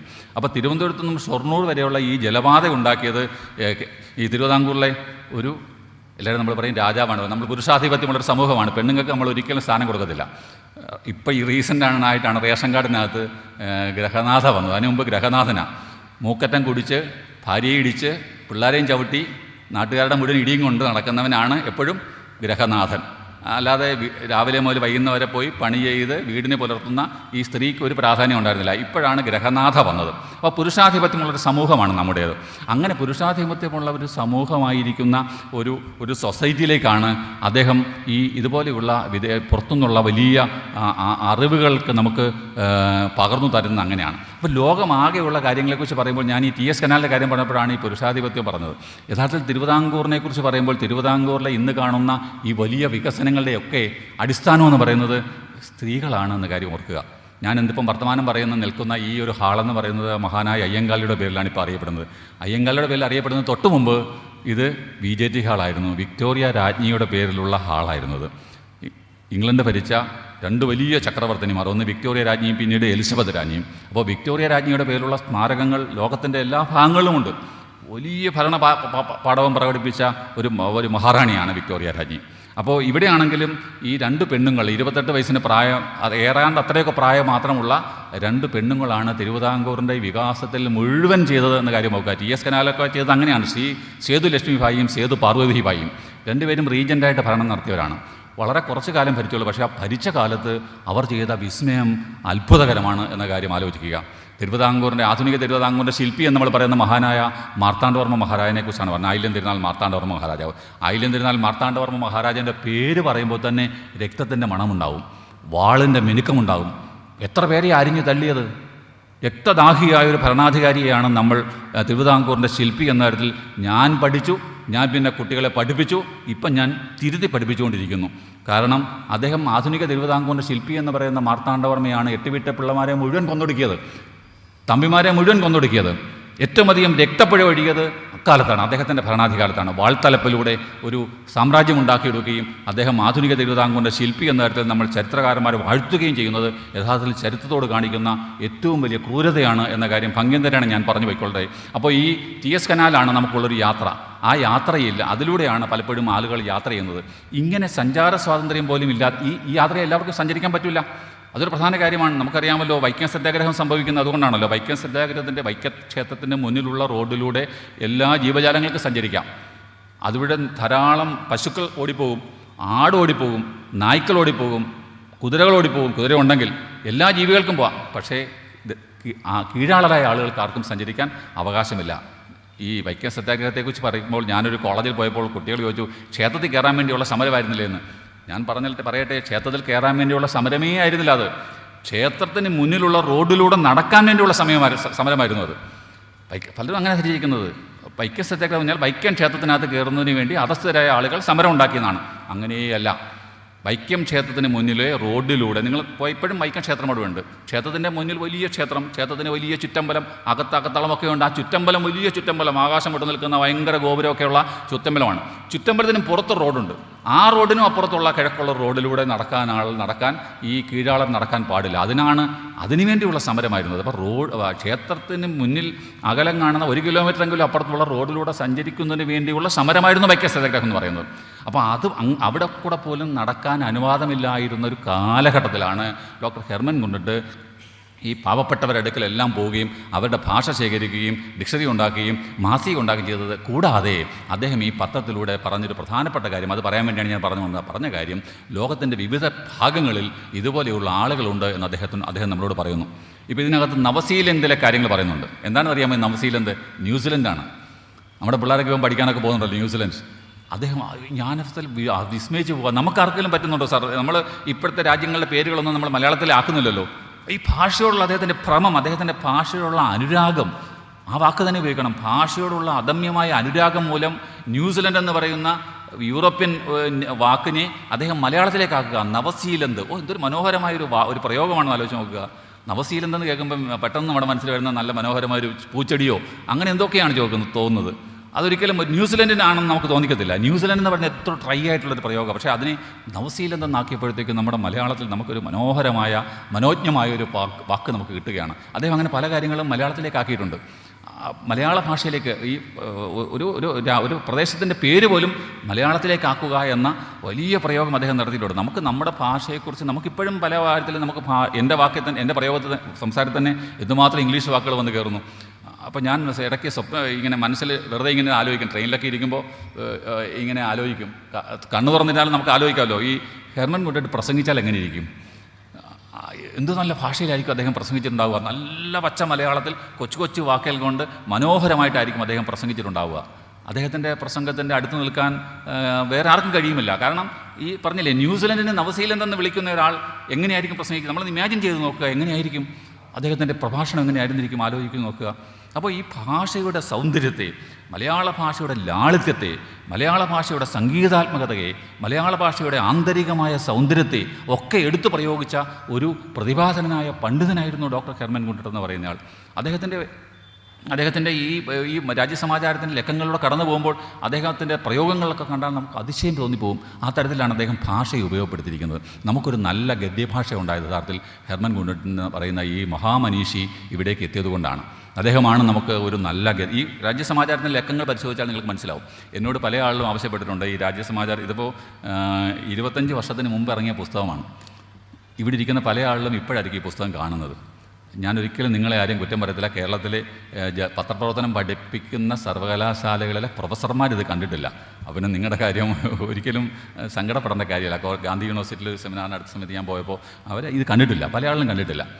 ഇത് പ്രസിദ്ധീകരിക്കുകയും ഇത് വിൽക്കുകയും ചെയ്യുന്ന സ്ഥാപനത്തിലെ ഇത് എടുത്തു കൊടുക്കുന്ന ആളല്ലാതെ അത് ബാലസുബ്രഹ്മണ്യത്തിന് അറിയാം. ഞങ്ങൾ ഒരുമിച്ച് പോയപ്പോൾ അവിടുത്തെ 3-4 ഡെപ്യൂട്ടി ഡയറക്ടർമാരൊക്കെ ഉണ്ട്. അവരാരും ഇത് കണ്ടിട്ടില്ല. അവിടെ ഉണ്ട്, അകത്ത് ഇരിപ്പുണ്ട് ഇത്, പക്ഷേ അവരാരും ഇത് കണ്ടിട്ടില്ല. നമ്മളങ്ങനെ ഉണ്ടല്ലോ, ചില കാര്യങ്ങൾ ഭദ്രമായിട്ട് മേടിച്ച് സൂക്ഷിച്ച് അകത്ത് വയ്ക്കും. കോഴിക്കോട്ടുള്ള ഇതൊന്നും ഇതുമായിട്ട് ബന്ധപ്പെട്ട കാര്യമില്ലെങ്കിലും പറഞ്ഞു പോവുകയാണ്. ഈ കോഴിക്കോട്ടുള്ള ഒരു കൺസ്ട്രക്ഷൻ കമ്പനി നടത്തുന്ന ഒരു ആർക്കിടെക്റ്റ് എൻ്റെ ഒരു സുഹൃത്താണ്, പേര് പറയുന്നില്ല. അപ്പോൾ അദ്ദേഹം കാര്യങ്ങളൊക്കെ പറഞ്ഞു കൊടുത്ത് എന്നോട് ചോദിച്ചു, സാർ ഈ ഒരു 50 പുസ്തകത്തിന് എന്ത് വില വരും?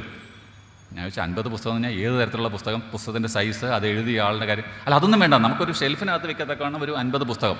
ഞാൻ ചോദിച്ചാൽ എന്താണ് കാര്യം? അല്ല ഞങ്ങളിപ്പം പുതുതായിട്ട് വീട് വയ്ക്കുമ്പോൾ ആളുകൾക്ക് നിർബന്ധമാണ് ഈ കയറി വരുന്ന മുറിയിൽ ഒരു ഷെൽഫ് വേണം, ബുക്ക് ഷെൽഫ് വേണം, അതിൽ കുറച്ച് പുസ്തകം വയ്ക്കണം.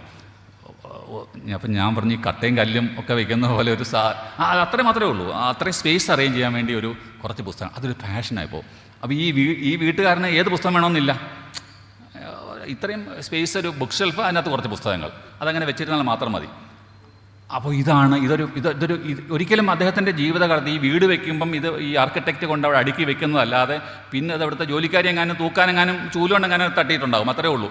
അല്ലാതെ ഏൽക്കാതെ അനാഘ്രാത കുസുമങ്ങളായി വലിയ കൊട്ടാര സദൃശമായ വീടുകളുടെ ഷെൽഫുകളിൽ ഇരിക്കാൻ വിധിക്കപ്പെട്ടവയാണ് പുസ്തകങ്ങൾ ആധുനിക കാലഘട്ടത്തിൽ. നമ്മുടെ ദുരന്തം എവിടേക്കാണ് പോകുന്നതെന്ന് ആലോചിച്ച് നോക്കണം. അപ്പോൾ അത്തരം ഒരു കാലഘട്ടത്തിലാണ് നമ്മളിപ്പോൾ ജീവിക്കുന്നത്. പക്ഷേ പഴയ കാലത്ത് നമുക്ക് ഈ പുസ്തകങ്ങൾ ഇങ്ങനെ ഷോക്കേസിലിരിക്കുന്ന പുസ്തകങ്ങളല്ലാതെ വായിക്കുന്ന പുസ്തകങ്ങൾ, പുസ്തകത്തിനുള്ളിലേക്ക് കടന്നു പോകുന്ന തരത്തിലേക്ക് ഉള്ള ഈ ഒരു ഭാഷ നമുക്ക് രൂപപ്പെടുത്തിയെടുക്കുന്നതിൽ വലിയ പങ്ക് വഹിച്ച ആളാണ് ഡോക്ടർ ഹെർമൻ ഗുണ്ടർട്ട് എന്ന കാര്യം നമുക്ക് ഇവിടെ എടുത്തു പറയേണ്ടതുണ്ട്. ഭാഷയുടെ കാര്യം, ഭാഷ പറയുമ്പോൾ ഭാഷയുടെ ഒരു വലിയൊരു പ്രത്യേകത. എന്നോട് ഒന്ന് രണ്ട് പേര് ചോദിച്ചിട്ടുണ്ട് ഈ പുസ്തകം ഇറങ്ങിയ സമയത്ത്, ഇത് മിഷണറി മലയാളമാണിത്, നിങ്ങൾക്കിത് പെട്ടെന്ന് വായിക്കാൻ പറ്റില്ല. ഞാനൊരു 3-4 മാസക്കാലം എല്ലാ ദിവസവും രാവിലെ പോയി ഒരു സാറിൻ്റെ അടുക്ക പോയി അവിടെ നിന്നാണ് മിഷണറി മലയാളം പഠിച്ചെടുത്തത്. സാമുൽ നെല്ലിമോൾ സാറ് അതുപോലുള്ള പല ആളുകളെയും ഞാൻ കണ്ടിട്ടാണ് ഇത് മിഷണറി മലയാളം പഠിച്ചെടുത്തത്. അപ്പോൾ മിഷണറി മലയാളം ഇങ്ങനെ പഠിച്ചെടുക്കുകയും ഞാൻ പിന്നെ നിരന്തരമായിട്ട് വായിച്ച് പഴയ ബൈബിളിൻ്റെ പഴയ ട്രാൻസ്ലേഷൻസ് ഇതെല്ലാം വായിച്ചാണ് ഞാൻ മിഷണറി മലയാളം വായിച്ച അർത്ഥം മനസ്സിലാക്കാൻ കെൽപ്പ് നേടിയത്. അപ്പോൾ എന്നോട് മലയാളത്തിലെ വലിയൊരു നിരൂപകനും വലിയ പ്രൊഫസറൊക്കെയാണ് അദ്ദേഹം, പിന്നീട് വൈസ് ചാൻസലറൊക്കെ ആയി. അദ്ദേഹം എന്നോട് പറഞ്ഞു, ഈ പുസ്തകം ഇറങ്ങി കുറച്ച് കഴിഞ്ഞപ്പോൾ എന്നോട് പറഞ്ഞു, ഇതൊരു കാര്യം ചെയ്യണമായിരുന്നു മോഹൻദാസ്, ഈ പറഞ്ഞിരിക്കുന്ന രാജ്യസമാചാരത്തിൻ്റെ ഓരോ ലക്കങ്ങളും ഇപ്പോഴത്തെ നമ്മുടെ മലയാളം കൊടുക്കുക, ഇത് ഒരു പേജ് കൊടുക്കുക. അപ്പോൾ ഞാൻ പുള്ളിയോട് പറഞ്ഞു, താങ്കൾ പറഞ്ഞത് എനിക്ക് മനസ്സിലായി, പക്ഷേ താങ്കളുടെ ജോലി കുറയ്ക്കാൻ ഞാൻ തയ്യാറല്ല. താങ്കൾക്ക് ഇത് വായിക്കണമെന്നുണ്ടെങ്കിൽ ഞാൻ ചെയ്തതുപോലെ 4-5 മാസം മിനക്കെട്ടിരുന്ന് മിഷണറി മലയാളം പഠിക്കുക, എന്നിട്ട് വായിച്ചാൽ മതിയെന്ന് തീരുമാനിച്ചു. ഇതൊരു പക്ഷേ എൻ്റെ അഹങ്കാരമാണെന്ന് നിങ്ങൾ കരുതരുത്. ഞാൻ പറയുന്നത് ഒരു ജ്ഞാനം, ഒരു അറിവ് നേടണമെങ്കിൽ ആ അറിവിന് വേണ്ടിയുള്ളൊരു ത്യാഗമുണ്ടാകണം അവന് പിന്നിൽ.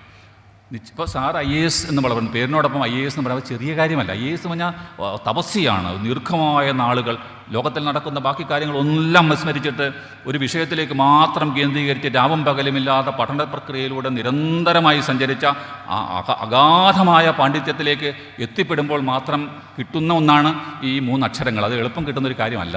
അതിന് പിന്നിലുള്ള അധ്വാനം വളരെ വലുതാണ്. അതുകൊണ്ടാണ് നമ്മൾ അങ്ങനെയുള്ളവരെ കാണുമ്പോൾ പെട്ടെന്ന് എഴുന്നേറ്റ് നിന്ന് നമ്മൾ വന്ദിച്ചു പോകുന്നതിൻ്റെ കാരണം അവർ നടത്തിയ ത്യാഗത്തിൻ്റേതായ അറിവിൻ്റെ ലോകത്തിലൂടെ അവർ നടത്തിയ സഞ്ചാരങ്ങൾ, ത്യാഗനിർഭരമായ സഞ്ചാരങ്ങൾ വളരെ വലുതാണ്. എന്ന് പറയുന്ന പോലെ ഏത് പ്രവർത്തനത്തിനും ഏത് ജ്ഞാനം നേടുന്നതിനും ഒരു വലിയ അധ്വാനം അതിൻ്റെ പിന്നിൽ വേണം. ഈ രാജ്യസമാചാരത്തിൻ്റെ ലക്കങ്ങളെല്ലാം വളരെ ബോധപൂർവമാണ് ഞാനിത് നമ്മുടെ പച്ച മലയാളത്തിലേക്ക് മാറ്റാത്തത്. അതുകൊണ്ടാണ്. എന്തുകൊണ്ടെന്ന് ചോദിച്ചാൽ, ഇത് പഠിക്കാൻ ആളുകളെ ഞാൻ നിർബന്ധിക്കുന്നു, ഇത് വായിച്ച് മനസ്സിലാക്കാൻ ആളുകളെ ഞാൻ നിർബന്ധിക്കുന്നു. നിങ്ങൾ മിഷണറി മലയാളം പഠിക്കണമെന്നതുകൊണ്ടാണ്. നമ്മുടെ വേറൊരു മലയാളമാണ്, നമ്മുടെ ഗദ്യത്തിലേക്ക് നമ്മൾ എത്തുന്നതിന് നമ്മുടെ പൂർവ്വഗാമിയാണ്, നമ്മുടെ മുത്തച്ഛനാണ് യഥാർത്ഥത്തിൽ മലയാളം. ഇപ്പോഴത്തെ നമ്മൾ സംസാരിക്കുന്ന മലയാള ഭാഷയുടെ മുത്തച്ഛനാണ് മിഷണറി മലയാളം. ആ മുത്തച്ഛനെ ആദരിക്കാൻ നമുക്ക് കഴിയുന്നില്ലെങ്കിൽ പിന്നെന്താണ്? പിന്നെ ഭാഷയോടുള്ള സ്നേഹം എന്താണ്?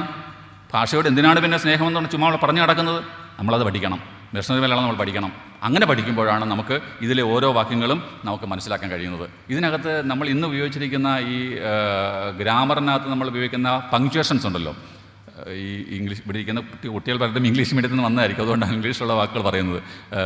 പിന്നെ അതൊന്നും കുത്ത്, കോമ, വിരാമം, അർത്ഥവിരാമം ഇത്തരം സാധനങ്ങളൊന്നും ഇതിനകത്തില്ല. അന്ന് അത് നന്നായി രൂപപ്പെട്ടിരുന്നില്ല. അത് വിദേശ ഭാഷയിലുണ്ടായിരുന്നു, പക്ഷേ മലയാള ഭാഷയ്ക്ക് അത് രൂപപ്പെട്ടിരുന്നില്ല. അതുകൊണ്ട് ഇതിനകത്ത് പല സ്ഥലങ്ങളിലും നിർത്തിയിരിക്കുക. ചിലയിടത്ത് ഒരു ഡാഷ്, ഒരു വര മാത്രം കാണും. അങ്ങനെയുള്ള പങ്ക്ച്വേഷൻസ് ഉപയോഗിച്ചിരുന്നില്ല. പിന്നെ ഇതിലുപയോഗിച്ചിരിക്കുന്ന ഈ വിഭക്തി മലയാളത്തിലുള്ള എ, ഒട്, ആൽ, ഉടെ, ഇൽ. കുഞ്ഞുങ്ങളുടെയൊക്കെ മുഖം വിസ്മയിക്കുന്നു, ഇങ്ങനൊരു സംഭവം എന്താണെന്നുള്ള കാര്യം. ഇങ്ങനെയുണ്ട് മലയാള ഭാഷയിൽ, ഇങ്ങനെയൊക്കെ സാധനങ്ങളുണ്ട്. ഞങ്ങളൊക്കെ പദ്യം പോലെ പഠിക്കുന്നത്, എ, എടുക്കാലുടെ, ഇൽ, ഒരു പദ്യം പോലെയാണ് പഠിക്കുന്നത്. ഇതെല്ലാം അങ്ങനെയാണ് പഠിച്ചിരുന്നത്. അപ്പോൾ ഇത് സംസ്കൃതത്തിലേക്ക് പോകുമ്പോൾ വ്യത്യാസമാണ്. ഞാൻ 10ാം ക്ലാസ് വരെ മലയാളം പഠിച്ച ഒരാളാണ് കേട്ടോ. എൻ്റെ ഭാഷയ്ക്കകത്തൊക്കെ ഒത്തിരി കുഴപ്പങ്ങൾ വരുന്നെങ്കിൽ എല്ലാം ക്ഷമിച്ചേക്കണം. ഞാൻ 10 വരെ മലയാളം പഠിച്ചത്, പിന്നെ സംസ്കൃതമാണ് പഠിച്ചത്. അപ്പോൾ സംസ്കൃതത്തിലാണെങ്കിൽ ഈ എടുക്കാലുടെ ഇൽ എന്ന് പറയുന്ന വിഭക്തി പ്രത്യയങ്ങൾ സംസ്കൃതത്തിൽ പഠിക്കണമെങ്കിൽ ഒരു പുസ്തകം പഠിക്കണം, ഒരു വലിയ സാധനം പഠിക്കണം. സിദ്ധരൂപം എന്ന് പറയും. രാമ എന്ന് പറഞ്ഞിട്ട് രാമശബ്ദം വെച്ചിട്ട് നമ്മൾ ഈ സിദ്ധരൂപം മുഴുവൻ പഠിച്ചെടുക്കണം. ആ ഭാഷ പഠിക്കുമ്പോഴുള്ള ബുദ്ധിമുട്ടാത്, വലിയ പാടാത്. നമുക്ക് മലയാളത്തിലെ ഗ്രാമർ, വ്യാകരണം പഠിക്കുന്നതിന് കുറച്ച് എളുപ്പമാണ്. പക്ഷേ അവിടെ ആണെങ്കിലോ സിദ്ധരൂപം പഠിക്കണം, പിന്നെ ഈ വാക്കുകൾ പഠിക്കണമെങ്കിൽ അമരകോശം മുഴുവൻ പഠിക്കണം. അതൊരു വലിയ സാഹസികമായൊരു ജോലിയാണ് സംസ്കൃത ഭാഷ പഠിക്കുക എന്ന് പറയുന്നത്. സംസ്കൃത ഭാഷ ലോകത്തിലെ എല്ലാ ഭാഷകളും പഠിക്കാൻ അങ്ങനെ വേണം. പക്ഷേ അതിനെ ഇഷ്ടത്തോടുകൂടി പഠിക്കുകയാണെങ്കിൽ നമുക്ക് മനസ്സിലാക്കാൻ കഴിയും. ഞാൻ പറഞ്ഞു വരുന്നത്, മലയാള ഭാഷ പഠിക്കണമെങ്കിൽ, മലയാള ഭാഷയെ നമ്മൾ ആദരിക്കുന്നെങ്കിൽ നിശ്ചയമായിട്ടും മിഷണറി മലയാളം കൂടെ പഠിക്കണം എന്നാണ് എൻ്റെ പക്ഷം. അത് മാത്രം, മിഷണറി മലയാളം മാത്രം പോരാ, അതിന് മുമ്പുള്ള മണിപ്രവാളം പഠിക്കണം. സംസ്കൃതവും മലയാളം കൂടെ ചേർന്ന് നിൽക്കുന്ന മണിപ്രവാളം ഉൾപ്പെടെയുള്ളതൊക്കെ നമ്മൾ പഠിക്കേണ്ടതുണ്ട്. അതൊക്കെ പഠിക്കുമ്പോഴേ നമുക്കത് മനസ്സിലാക്കാൻ പറ്റത്തുള്ളൂ. പല ആളുകളും കഥകളി കാണാൻ പോകും. പക്ഷേ ഉണ്ണായിവാരുടെ ആട്ടക്കഥയൊക്കെ പറഞ്ഞാൽ എല്ലാം സംസ്കൃത പദ്യങ്ങളാണ്. ഒന്നും മനസ്സിലാകത്തില്ല. നമ്മൾ കുറച്ചേരം തലയെ കുലുക്കി ഗംഭീരമായി എന്ന് പറഞ്ഞ് തിരിച്ചു പോരും. അങ്ങനെ ആകരുത്. അത് നമുക്ക് നമ്മൾ ആത്മനിന്ന് തോന്നത്തില്ല എപ്പോഴും. നമുക്കൊന്നും എനിക്കെപ്പോൾ തോന്നുന്നതാണ് സാർ, ഈ ചില കഥകൾ കണ്ടിട്ട് തൊട്ടടുത്തിരുന്നവരൊക്കെ തലയെ കുലുക്കി ഇറങ്ങിപ്പോകും. ഏതാ ഇറങ്ങിപ്പോകുമ്പോഴാണ് ചോദിക്കുന്നത് എന്ത് വരുന്നു കളി എന്ന് ചോദിക്കുന്നത്. അപ്പോൾ യഥാർത്ഥത്തിൽ അങ്ങനെ ചോദിക്കുന്ന ആളിന് ഒരു ആത്മനിന്ന് തോന്നണ്ടേ, സ്വയം തോന്നണ്ടേ, ഞാൻ ഇത്രയും സമയം പൊട്ടനായിട്ടിരിക്കുകയായിരുന്നു, എനിക്കതൊന്നും മനസ്സിലായിട്ടില്ല, മനസ്സിലാക്കാൻ ഒരു ശ്രമം വേണ്ടേ, ആ ശ്രമവും നടത്തുന്നില്ല എന്ന് പറയുന്നത് പോലെ നമുക്ക് ഇവയെല്ലാം പഠിക്കാനുള്ളൊരു ശ്രമം വേണം. അപ്പോൾ മലയാള ഭാഷയുടെ മഹത്വത്തെക്കുറിച്ച് പറയുമ്പോൾ നിശ്ചയമായിട്ടും നമ്മൾ മലയാള ഭാഷയുടെ പ്രിമിറ്റീവ് സ്റ്റേജ്, പ്രാചീന ഭാഷാ രൂപങ്ങളിലേക്ക് നമ്മൾ പോകുമ്പോൾ മനസ്സിലാക്കാൻ കഴിയുന്നത് മിഷണറി മലയാളത്തിലേക്ക് പോകണം. അപ്പോഴേ മാത്രമേ നമുക്ക് നമ്മുടെ ഗദ്യം രൂപപ്പെട്ടത് എങ്ങനെയെന്ന് നമുക്ക് മനസ്സിലാക്കാൻ കഴിയത്തുള്ളൂ. അങ്ങനെ രൂപപ്പെട്ടു വരുമ്പോഴാണ് നമ്മളുടെ ഭാഷയുടെ വികാസ പരിണാമങ്ങൾ നമുക്ക് മനസ്സിലാക്കാനാവുന്നത്. എഴുത്തച്ഛൻ്റെ കൃതി എന്ന് പറയുന്നത് പദ്യമാണല്ല, പൂർണ്ണമായും പദ്യമാണ്. ഇപ്പോൾ ക്ഷണപ്രഭാചഞ്ചലം എഴുത്തച്ഛൻ്റെ പ്രയോഗമാണ്. ക്ഷണപ്രഭാചഞ്ചലം പെട്ടെന്ന് മനസ്സിലാവുമോ? നമുക്ക് മനസ്സിലാകത്തില്ല. അതേസമയം ആശാൻ അതിനെ വേറെ തരത്തിലേക്ക് പ്രയോഗിച്ചിട്ടുണ്ട്. അപ്പോൾ ഈ വാക്കുകളുടെ പ്രയോഗങ്ങൾ, ഭാഷയുടെ വികാസം, ഇതൊക്കെ മനസ്സിലാക്കണമെങ്കിൽ ഇതിൻ്റെ പഴയ കാലത്തിലേക്ക്, പൂർവ്വഗാമികളിലേക്ക് നമ്മൾ പോകേണ്ടതുണ്ട്. അങ്ങനെ പോകുമ്പോൾ നമുക്ക് കിട്ടുന്ന ഏറ്റവും സുഖകരമായ മലയാളത്തിൻ്റെ പഴയ രൂപമാണ് ഈ മിഷണറി മലയാളം എന്ന് പറയുന്നത്. ഇതിൽ ഒരു ഓമനത്വമുണ്ട്, ഇതിനകത്തൊരു സ്നേഹത്തിൻ്റേതായ ഒരു ഘടകമുണ്ട്. ഇപ്പോൾ സാധാരണ നമ്മൾ പറയുന്നത് ലോകത്തിൽ ഏറ്റവും സൗന്ദര്യമുള്ള ഭാഷ ഉപയോഗിച്ചിരിക്കുന്നത് ഏതിലാണ്? ബൈബിളിലാണ് ഉപയോഗിച്ചിരിക്കുന്നത്. It's very clear. ബൈബിളിലാണ് ഏറ്റവും മനോഹരമായ ഭാഷ, ലോകത്തിലെ ഏറ്റവും മനോഹരമായ ഭാഷ ഉപയോഗിച്ചിരിക്കുന്നത്. പക്ഷേ ഇവിടെ വന്ന ആളുകൾ പരിഭാഷപ്പെടുത്തിയപ്പോഴും ആ മനോഹാരിത ഉപയോഗപ്പെടുത്തി എന്നുള്ളതാണ് ബൈബിൾ മലയാളത്തിൻ്റെ ഏറ്റവും വലിയ പ്രത്യേകതയാണ്. ബൈബിളിൻ്റെ പരിഭാഷയുടെ ഏറ്റവും വലിയ പ്രത്യേകത എങ്ങനെയാണോ ആംഗലേയത്തിൽ നമ്മൾ ബൈബിൾ വായിക്കുമ്പോഴുള്ള ഒരു സുഖം, അത് കൃത്യമായിട്ട് മലയാളത്തിലേക്ക് പരിഭാഷപ്പെടുത്തിയപ്പോഴും കിട്ടുന്നു. വന്നാറേ പോയാറേ എന്നൊക്കെയുള്ള പ്രയോഗങ്ങൾ, ഇത്ര ഗംഭീരമായിട്ടുള്ള പ്രയോഗങ്ങളാണ്, നമ്മുടെ നാടൻ പ്രയോഗങ്ങളത്. ബിബ്ലിക്കലായിട്ടുള്ള കാര്യങ്ങൾ നിങ്ങൾ കുട്ടികൾക്ക് മനസ്സിലാക്കാനൊരു നല്ല മാർഗ്ഗം നോവൽസ് ഉണ്ട്, അങ്ങനെ വന്നിട്ടുണ്ട്. പിന്നെ ഇദ്ദേഹത്തിൻ്റെ കാക്കനാടിൻ്റെ വളരെ പ്രഖ്യാതമായൊരു കൃതിയുണ്ട്, ഏഴാം മുദ്ര ബിബ്ലിക്കൽ ലാംഗ്വേജിൽ എഴുതിയിരിക്കുന്നതാണ്. അതുപോലെ തന്നെ നമ്മുടെ TV കൊച്ചുബാബയുടെ ഒരു കൃതിയുണ്ട്, അതും ബിബ്ലിക്കലായിട്ട് എഴുതുന്നു. അങ്ങനെ പല ആളിലും ബിബ്ലിക്കലായിട്ടുള്ള ചില സാധനങ്ങൾ എഴുതിയിട്ടുണ്ട്. അതൊക്കെ നിങ്ങൾ വായിച്ചാൽ രസകരമാണ്. അപ്പോൾ ആ ബൈബിളിൻ്റെ ഭാഷയുടെ ഒരു സൗന്ദര്യം ഇത് മലയാളത്തിലേക്ക് ആക്കിയപ്പോഴും അത് കീപ്പപ്പ് ചെയ്തു എന്നുള്ളതാണ് അത്ഭുതമായി. ട്രാൻസ്ലേറ്റ് ചെയ്ത പരിഭാഷപ്പെടുത്തിയ ആളുകൾ അത് ശ്രദ്ധിച്ചിരിക്കുന്നു. എനിക്ക് തോന്നുന്നു ഹെർമൻ കൊണ്ടിട്ട് ആ കാര്യത്തിൽ വളരെ സൂക്ഷ്മത കാണിച്ചിട്ടുണ്ട്. അദ്ദേഹത്തിൻ്റെ പരിഭാഷകൾ, അദ്ദേഹം എഴുതിയിട്ടുള്ള കൃതികളുടെ എല്ലാം സൗന്ദര്യം, ഭാഷാപരമായ സൗന്ദര്യം അദ്ദേഹം കൃത്യമായിട്ട് കാത്തു സൂക്ഷിച്ചിരുന്നു എന്നത് രാജ്യസമാചാരത്തിൻ്റെ ഏത് ലക്കം പരിശോധിച്ചാലും നിങ്ങൾക്ക് മനസ്സിലാവും. ഇനി രാജ്യസമാചാരത്തിൻ്റെ ഒരു പത്രപ്രവർത്തനം എന്നൊരു മേഖലയിൽ, പത്രപ്രവർത്തനം എന്ന് പറഞ്ഞാൽ അതിൻ്റെ ജേർണലിസ്റ്റിക് ആയിട്ടുള്ള അതിൻ്റെ പ്രാധാന്യത്തെക്കുറിച്ച് ഞാൻ പറയാം.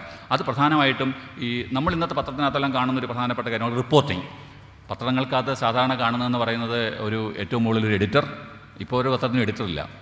മുമ്പ് KP കരശോനൻ, കാമ്പിശ്ശേരി കരുണാകരൻ എന്നൊക്കെ പറഞ്ഞ് വലിയ എഡിറ്റർമാരുണ്ട്. ഇപ്പോൾ എഡിറ്ററില്ല. ഒരു പത്രം അങ്ങനെ പറയാനുണ്ട്, ഒരു പത്രത്തിൻ്റെ എഡിറ്റർ പറയാൻ പറ്റുമോ? കൊച്ചുങ്ങളോട് ചോദിക്കാം, മാധവനോട് എഡിറ്റർ ആരാ? ആരോ മുതലാളി. പലയിടത്തും മുതലാളിമാരുടെ പേരുകളാണ് ഇപ്പം പത്രത്തിൻ്റെ പത്രാധിപരായിട്ട് നിൽക്കുന്നത്. എന്തൊരു നാണക്കേട്! ഇവർക്കൊന്നും ഒരു അഭിമാനമില്ലേ? പത്രപ്രവർത്തനത്തെക്കുറിച്ച് ABC അറിയാത്ത ആളുകൾ പത്രാധിപരായി പേരും വെച്ച് പത്രം ഇറക്കുകയാണ്. മുതലാളി പൈസയുണ്ട്, അത്ര മാത്രമേ ഉള്ളൂ. ഇതല്ല, അഭിമാനമില്ല. അതുകൊണ്ടാണ്. അപ്പോൾ പത്രാധിപർ വേറെ ഉണ്ടാവും, അറിയുന്ന പോലുമില്ല. അപ്പോൾ അങ്ങനെ ഇതിനകത്ത് പല സ്ഥലത്തും റിപ്പോർട്ടേഴ്സ് ഉണ്ട്. പല സ്ഥലത്തുനിന്നും വാർത്തകൾ അയച്ചു തരുന്ന ആളുകളുണ്ട്, റിപ്പോർട്ടർമാർ. അങ്ങനെ റിപ്പോർട്ടിംഗ്, ദൂര സ്ഥലങ്ങളിൽ നിന്നും പത്രസ്ഥാപനത്തിലേക്ക് വാർത്തകൾ അയച്ചു കൊടുക്കുന്ന റിപ്പോർട്ടിംഗ് സമ്പ്രദായം തുടങ്ങി വെച്ചത് രാജ്യസമാചാരമാണ്. ഈ പത്രത്തിലുണ്ടായിരുന്നത് ലോകത്തിൻ്റെ വിവിധ ഭാഗങ്ങളിലുള്ള ക്രൈസ്തവ മിഷണറിമാർ അവിടെ നടക്കുന്ന സംഭവങ്ങളെ ഇവിടേക്ക് റിപ്പോർട്ട് ചെയ്യും. അത് കുറേ കൃത്യമായിട്ട് പറയുന്നുണ്ട് അതിനകത്ത്. മിഷണറി പ്രവർത്തനം നടന്നവരെ ബോധകൻ എന്നാണ് ഉപയോഗിച്ചേക്കുന്നത്, വാക്ക് ബോധകൻ എന്നാണ് ഉപയോഗിച്ചേക്കുന്നത്. എന്തൊരു രസമുള്ള വാക്കാണ്. പ്രീച്ച് ചെയ്യുന്ന ആളിനെ, അല്ലെങ്കിൽ ബോധകൻ, എന്ന് പേരുള്ള ബോധകൻ എഴുതുന്നത്. ഈ നവസീലങ്കിൽ നിന്നും ഇന്ന ബോധകൻ എഴുതുന്നത് എന്ന് പറഞ്ഞാൽ അവിടെ നിന്നുള്ള വാർത്ത. നമ്മൾ സാധാരണ പത്രത്തെ മലയാള മനോരമ കണ്ടിട്ടില്ലേ, കൽക്കട്ട കത്ത് എന്നൊക്കെ നമ്മൾ കണ്ടിട്ടില്ലേ? ഈ ഓരോ സ്ഥലങ്ങളിൽ നിന്നും അവിടെ ഇരിക്കുന്ന ലേഖകൻ അവിടുത്തെ പ്രദേശത്തെക്കുറിച്ച്, അവിടുത്തെ കാര്യങ്ങളെക്കുറിച്ച് എഴുതുന്ന ആ റിപ്പോർട്ടിംഗ് കൃത്യമായി തുടങ്ങി വെച്ചത് നമ്മുടെ ആദ്യത്തെ പത്രത്തിന് തുടങ്ങി വെച്ചിരുന്നു.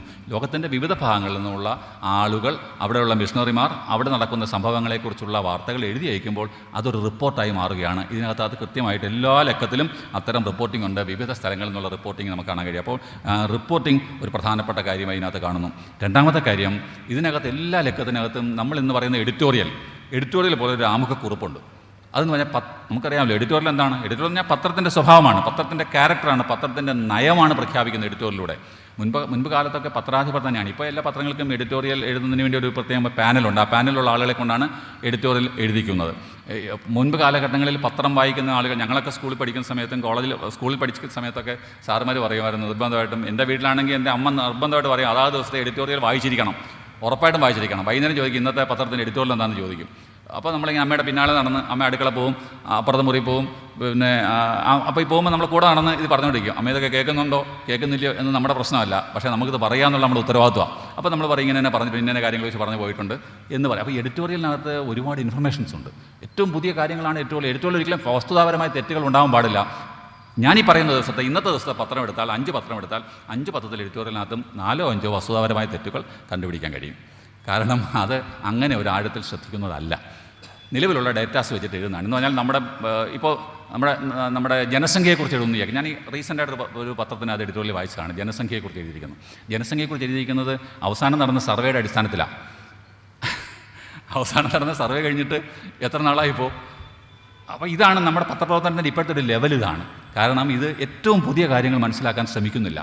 നിലവിലുള്ള മെറ്റീരിയലിൻ്റെ അടിസ്ഥാനത്തിൽ നമ്മൾ തയ്യാറാക്കുകയാണ് ചെയ്യുന്നത്. പക്ഷേ ഇന്ന് ഈ നിമിഷം ഇപ്പോഴെന്താണ് നടക്കുന്നത്, ഇപ്പോഴത്തെ കാര്യം എന്താണ്, അങ്ങനെയുള്ളൊരു അപ്ഡേഷൻ നടക്കുന്നില്ല എന്നതാണ് ഒരു വളരെ പ്രധാനപ്പെട്ട ഒരു കാര്യം. കാരണം എന്താണ്, നമുക്കിപ്പം എല്ലാത്തിനെയും കുറിച്ചും ആളുകൾ ഇങ്ങനെ പറയുകയാണ്. മുൻപ് അങ്ങനെയല്ല. മുൻപ് ഓരോന്നിനെക്കുറിച്ചും പ്രത്യേകം പഠിക്കുകയാണ് ചെയ്യുന്നത്, കൃത്യമായി പഠിക്കുകയാണ് ചെയ്യുന്നത്. ഞാൻ പിന്നെ ശ്രീലങ്കയിലെ തമിഴ് ടൈഗേഴ്സിൻ്റെ ഗ്രൂപ്പ് അവരുടെ ഒരു സീരീസ് ചെയ്യാൻ വേണ്ടി പോകുമ്പോൾ ഞാൻ യഥാർത്ഥത്തിൽ ശ്രീലങ്കയുടെ ചരിത്രം മുഴുവൻ പഠിക്കുകയാണ് ചെയ്തത്. ശ്രീലങ്ക എന്ന ഒരു രാജ്യം എങ്ങനെയാണ് ഉണ്ടായത്, അവിടുത്തെ സ്വാതന്ത്ര്യ സമരം എങ്ങനെയായിരുന്നു, അവിടെ വിദേശികൾ വന്നെങ്ങനെയാണ്, അവിടുത്തെ തേയില ഫാക്ടറികൾ തുടങ്ങി എങ്ങനെയാണ്, ഈ തേയില തോട്ടങ്ങളിലേക്ക് മറ്റു സ്ഥലങ്ങളിൽ നിന്ന് ആളുകൾ എങ്ങനെയാണ് മൈഗ്രേറ്റ് ചെയ്തത്, ഇങ്ങനെയുള്ള ഒട്ടനവധി കാര്യങ്ങൾ മനസ്സിലാക്കിയിട്ടാണ്. യഥാർത്ഥത്തിൽ അതിനൊന്നും കാര്യമില്ല. തമിഴ് ടൈഗേഴ്സിൻ്റെ LTTയുടെ മൂവ്മെൻറ്റ് മാത്രം പഠിച്ചാൽ മതി, പോരാ. ഇതെല്ലാം മനസ്സിലാക്കുമ്പോഴാണ് നമുക്ക് പുതിയ കാലത്തെ കൃത്യമായി നിർവചിക്കാനും പുതിയ കാലത്തിൻ്റെ വികസനത്തെക്കുറിച്ചും പുതിയ കാലത്തിൻ്റെ ഡെവലപ്മെൻറ്റ്സിനെക്കുറിച്ചും നമുക്ക് കൃത്യമായുള്ള ചോദ്യങ്ങൾ ചോദിക്കാനും കഴിയുന്നത് അങ്ങനെയാണ്. മഹേശ്വരി വേലായുധം എന്ന് പറയുന്ന LTTയുടെ വളരെ വലിയ പണ്ഡിതയായ സ്ത്രീയുമായി വർത്തമാനം പറഞ്ഞപ്പോൾ ആദ്യത്തെ 5-6 മിനിറ്റ് അവർ നമ്മളെ പരിശോധിക്കുകയായിരുന്നു. ശ്രീലങ്കയെക്കുറിച്ച് അറിയുമോ, ആ രാജ്യത്തിൻ്റെ ചരിത്രം അറിയുമോ, ആ രാജ്യത്തിൻ്റെ പ്രത്യേകത അറിയുമോ, ആ രാജ്യത്തിൻ്റെ സൊസൈറ്റിയെക്കുറിച്ച് അറിയുമോ, അവിടുത്തെ സിംഹള പിന്നെ തമിഴ് കോൺട്രഡിക്ഷൻസ് എന്തൊക്കെയാണെന്ന് അറിയുമോ, ഇതൊക്കെയാണ് അവർ നമ്മളെ ആദ്യം പരിശോധിക്കുന്നു. നമ്മൾ പരിശോധിച്ച് അത് യഥാർത്ഥ ടെസ്റ്റിംഗ് ആണ്. അങ്ങനെ ടെസ്റ്റ് ചെയ്ത് നമ്മൾ അതിൽ കേപ്പബിൾ ആണെന്ന് ബോധ്യപ്പെട്ടാൽ മാത്രമേ അവർ മനസ്സ് തുറക്കുകയുള്ളൂ. അതാണ് ബ്രില്യൻ്റ് ആയിട്ടുള്ള ആളുകൾ ചെയ്യുന്നതാണ്. ഇൻ്റർവ്യൂവിൻ്റെ ഒരു ബേസിക് പ്രിൻസിപ്പൾ അതാണ്. ഒരാൾ നമ്മൾ ഇൻ്റർവ്യൂവിന് പോവുകയാണെങ്കിൽ അയാളെക്കുറിച്ച് സമഗ്രമായി അറിഞ്ഞിരിക്കണം. ഒരു എഴുത്തുകാരനെക്കുറിച്ചാണ് പോകുന്നതെങ്കിൽ എഴുത്തുകാരൻ്റെ മുഴുവൻ പുസ്തകങ്ങളും വായിക്കണം. മുഴുവൻ പുസ്തകങ്ങളും വായിക്കുക മാത്രമല്ല ആ പുസ്തകങ്ങളെക്കുറിച്ചുള്ള നിരൂപണങ്ങൾ വായിക്കണം. നിരൂപണങ്ങൾ വായിക്കുക മാത്രമല്ല, എന്നോട് എൻ്റെ ഒരു അധ്യാപകൻ പത്രപ്രവർത്തനത്തിലെ വലിയ അറിയപ്പെടുന്ന ഒരാൾ എന്നോട് പറഞ്ഞത്, സ്വകാര്യമായി അയാളുടെ ശത്രുക്കളെക്കുറിച്ച് കൂടി മനസ്സിലാക്കി അവരോട് വർത്തമാനം പറഞ്ഞിട്ട് പോകുന്നതായിരിക്കും നല്ലത്. കാരണം എന്താണ്, ഇയാളെ കൊളുത്താനുള്ള ചില കാര്യങ്ങൾ ഈ ശത്രുക്കൾ പറഞ്ഞു തരും. ഇയാൾക്ക് ഇങ്ങനൊരു കുഴപ്പമുണ്ട്, അതിലൂടെ കടന്നു കയറിയാൽ ഇയാളെ വീഴ്ത്താൻ നമുക്ക് എന്നുകൂടി മനസ്സിലാക്കിക്കൊണ്ട് പോകുന്നതാണ് നല്ലത്. അഭിമുഖത്തിൻ്റെ ഒരു ബേസിക് പ്രിൻസിപ്പിൾ അതാണ്. സമഗ്രമായി അറിഞ്ഞുകൊണ്ട് പോവുക. നമുക്കൊന്നും അയാളോട് ചോദിച്ചറിയാനില്ല ശരിക്കും പറഞ്ഞാൽ. അതാണ് സത്യം. അതാണ് ഇൻ്റർവ്യൂ ചെയ്യാൻ പോകുന്ന ആളിന് അയാളെക്കുറിച്ച് അയാളിൽ നിന്ന് ഒന്നും മനസ്സിലാക്കാനില്ല. We know everything.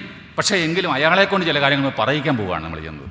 അദ്ദേഹത്തിൻ്റെ കൃതികളെക്കുറിച്ച്, കൃതികളുടെ ആഴത്തെക്കുറിച്ച്, കൃതി എഴുതാനുള്ള കാരണത്തെക്കുറിച്ച്, അദ്ദേഹത്തിൻ്റെ ജീവിതത്തെക്കുറിച്ച് എല്ലാം മനസ്സിലാക്കിക്കൊണ്ട് പോയിട്ട് പുള്ളിയെ നമ്മുടെ ചില ചോദ്യങ്ങൾക്ക് ഉത്തരം പുള്ളിയെ കൊണ്ട് പറയിക്കുകയാണ്. ആ പറയിക്കുന്ന ഉത്തരം നമ്മൾ സമൂഹത്തോട് പങ്കുവയ്ക്കുകയാണ്. അപ്പോൾ ഈ തരത്തിൽ നമ്മൾ അതിനകത്ത് അദ്ദേഹത്തിൽ നമ്മൾ മാസ്റ്ററായിട്ടുകൊണ്ടാണ് നമ്മളൊരാളിനെ അഭിമുഖത്തിന് വേണ്ടി പോകുന്നത് പോലും നേരത്തെയുള്ള കാലത്ത്. പക്ഷേ ഇപ്പോഴാണെങ്കിലോ, ഇപ്പോഴങ്ങനെയല്ല. ഇപ്പോൾ ആ പുള്ളിയോടെ നോക്കിയാൽ സാറേ ഞാനൊരു അഭിമുഖത്തിന് വരുന്നുണ്ട്, കുറച്ച് ചോദ്യങ്ങൾ അയച്ചു തന്നാൽ അത് സൗകര്യമായിരിക്കും സാറ് കുറച്ച് ചോദ്യങ്ങൾ പറഞ്ഞാൽ. അപ്പോൾ പുള്ളി വളരെ സന്തോഷമായിട്ട് ടൈപ്പ് ചെയ്ത് വെച്ചിട്ടുണ്ട്. ചോദ്യവും ഉത്തരവും എല്ലാം ടൈപ്പ് ചെയ്ത് വെച്ചിട്ടുണ്ട്. അപ്പോൾ തന്നെ അയച്ചു തരും. പിന്നെ ആ ഉത്തരം അങ്ങോട്ട് മോഡിഫൈ ചെയ്ത് കൊടുക്കുന്ന ജോലിയുള്ളൂ, എളുപ്പമാണ്. നേരിട്ട് പോയി കാണാതെ പോലും അഭിമുഖം നടത്തുന്ന ബിരുദന്മാരുള്ളൊരു കാലത്താണ് നാം ജീവിക്കുന്നത്.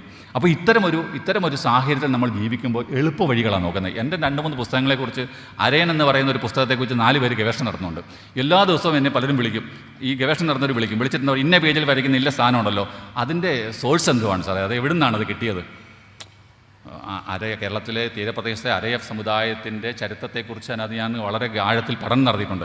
2.5 വർഷക്കാലം രാവും പകലും ഇല്ലാതെ നടക്കുകയും ഭക്ഷണം പോലും കഴിക്കാതെ കേരളത്തിൻ്റെ തീരപ്രദേശം മുഴുവൻ സഞ്ചരിക്കുകയും 100,000 പേരെ ഇൻ്റർവ്യൂ ചെയ്തിട്ടാണ് നമ്മളത് ചെയ്തത്. അപ്പോൾ അതിൻ്റെ സോഴ്സ് അന്വേഷിക്കുകയാണ്. ഗവേഷണം നടത്തുന്നയാളിന് ഈ സോഴ്സ് കിട്ടിയ എളുപ്പമുണ്ടല്ലോ, അത് താഴെ എഴുതി വെച്ചാൽ മതിയല്ലോ. ഇതിൻ്റെ കണ്ടൻറ്റ് ഒന്ന് മാറ്റി എഴുതുക, സോഴ്സും എഴുതുക. അപ്പോൾ ഇതാണ് നമ്മുടെ പുതിയ കാലത്തിൻ്റെ, ഞാൻ കുറ്റം പറയല്ല, ആരെയും കുറ്റം പറയുന്നതല്ല, ബ്രില്യൻ്റായിട്ട് ചെയ്യുന്നവരുമുണ്ട്, സാഹസികമായി ചെയ്യുന്നവരുമുണ്ട്. പക്ഷേ അതിൻ്റെ സംഖ്യ കുറഞ്ഞു വരുന്നു എന്നതാണ് എൻ്റെ ഏറ്റവും വലിയൊരു സങ്കടം. അതാണ് ആ സംഖ്യ കുറഞ്ഞു വരുന്നു എന്നുള്ളൊരു പ്രധാനപ്പെട്ട പ്രശ്നമാണ്. ഇപ്പം ഞാൻ എൻ്റെ ഗവേഷണ കാലത്ത് നാസത്തിൽ ഈ വേണ്ടാത്ത സ്ഥലത്തിലെ സർപ്പക്കാവിൽ കയറി കാർക്കിക്കുന്നൊരു അവസ്ഥ ഉണ്ടല്ലോ. ഒരു പ്രയോഗമുണ്ട്, കുട്ടികൾക്കറിയത്തില്ല, പണ്ടത്തെ ഒരു പ്രയോഗമാണ്, സർപ്പക്കാവിനകത്ത് കയറി കാർക്കിക്കുക എന്ന് പറയുന്നത്. സർപ്പക്കാവ് എന്ന് പറഞ്ഞാൽ വളരെ ഡിവൈനായിട്ടുള്ള സ്ഥലമാണ്, നമ്മളെ പേടിപ്പെടുത്തുന്ന സ്ഥലവുമാണ്. അതിനകത്ത് കയറിയിട്ട് ഇങ്ങനെ കാർക്കിച്ച് കഴിഞ്ഞാൽ തുപ്പാൻ പറ്റുമോ? തുപ്പിക്കൂടാ. ഒരിക്കലും സർപ്പക്കാവിനകത്ത് ചെരുപ്പിട്ട് പോലും കയറാൻ പാടില്ല. ഇറക്കാൻ പറ്റുമോ?